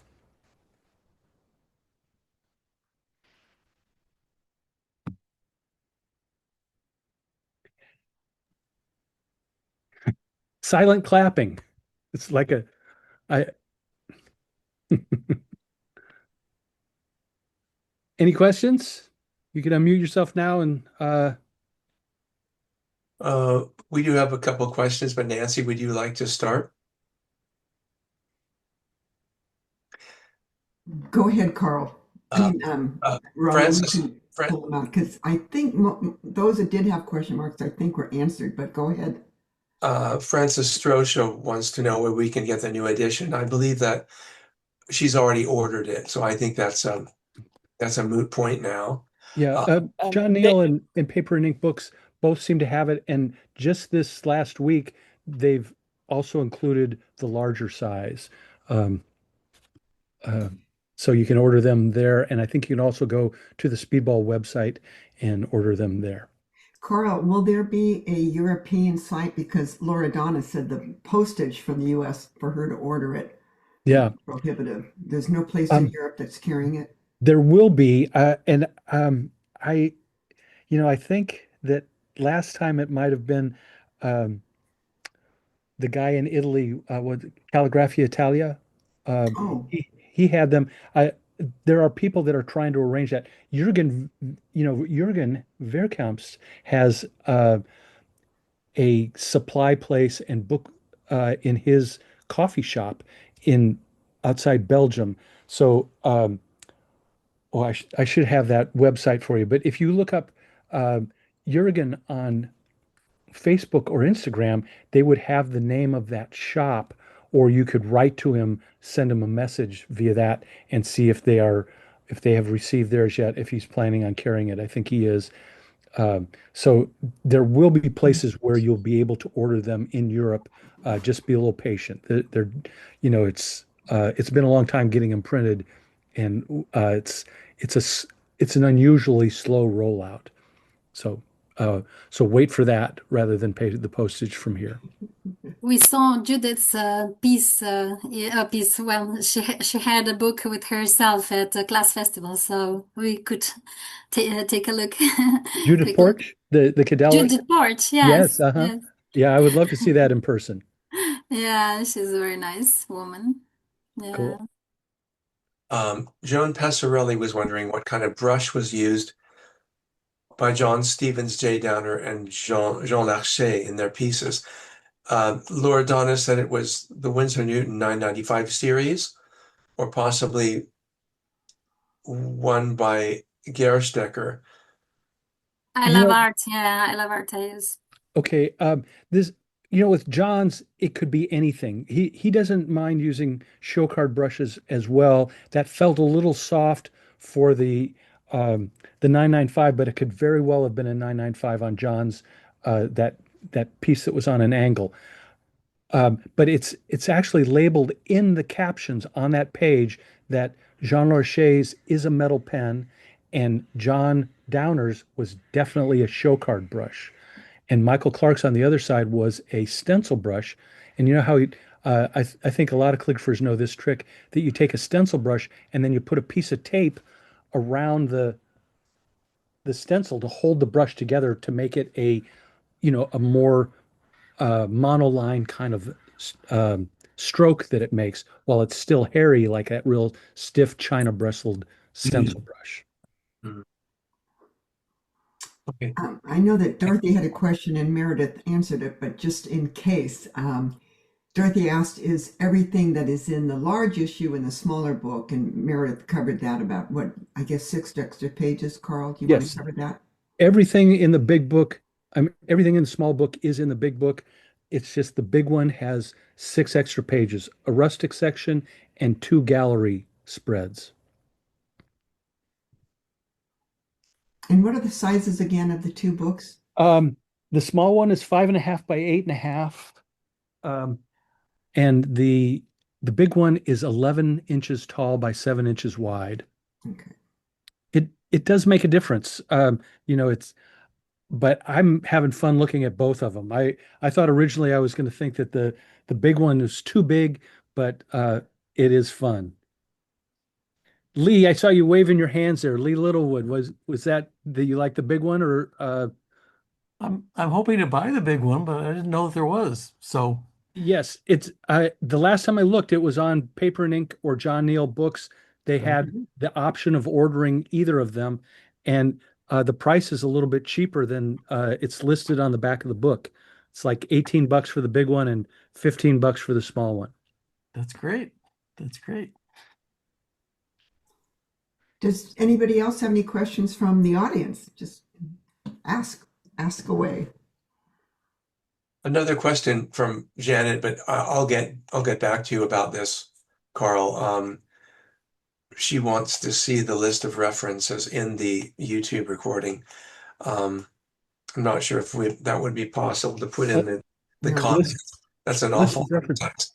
But It went very fast, Carl, when you were saying this person has a wonderful movie on YouTube, catch it if you can, blah, blah, blah. And it went so fast, I couldn't take notes well enough. Okay. Well, that was the one I just mentioned was Crystal Yop, which is spelled, her last name is Llop.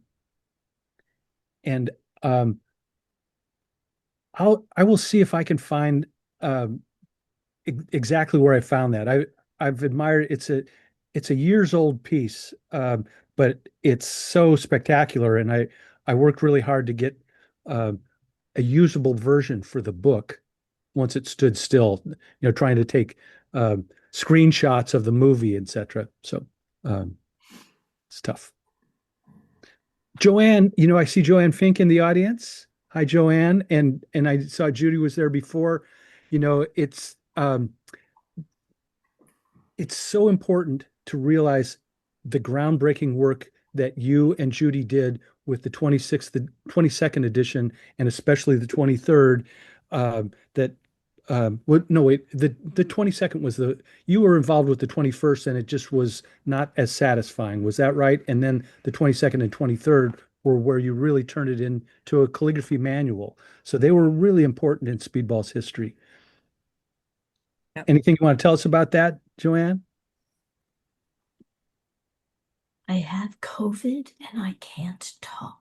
Oh, But thank you for the invitation. okay.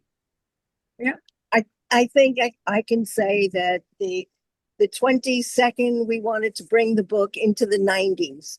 The 23rd, we wanted to bring it into the new millennium. We don't even use that expression anymore. But we did not have carte blanche. We had a limited number of pages that we could change, a large number that had to stay the same, including Speedball's description of their pens and things.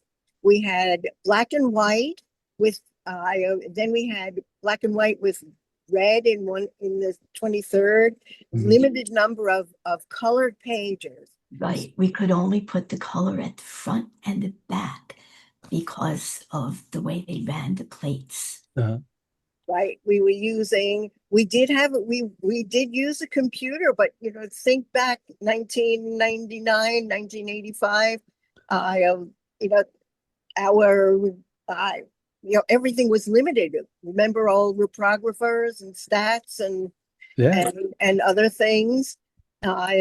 What we did want to do was the book was very much still a manual. So we wanted to update the text so that beginners could understand what each hand was about. We insisted on a ductus for every alphabet so that beginners could follow it.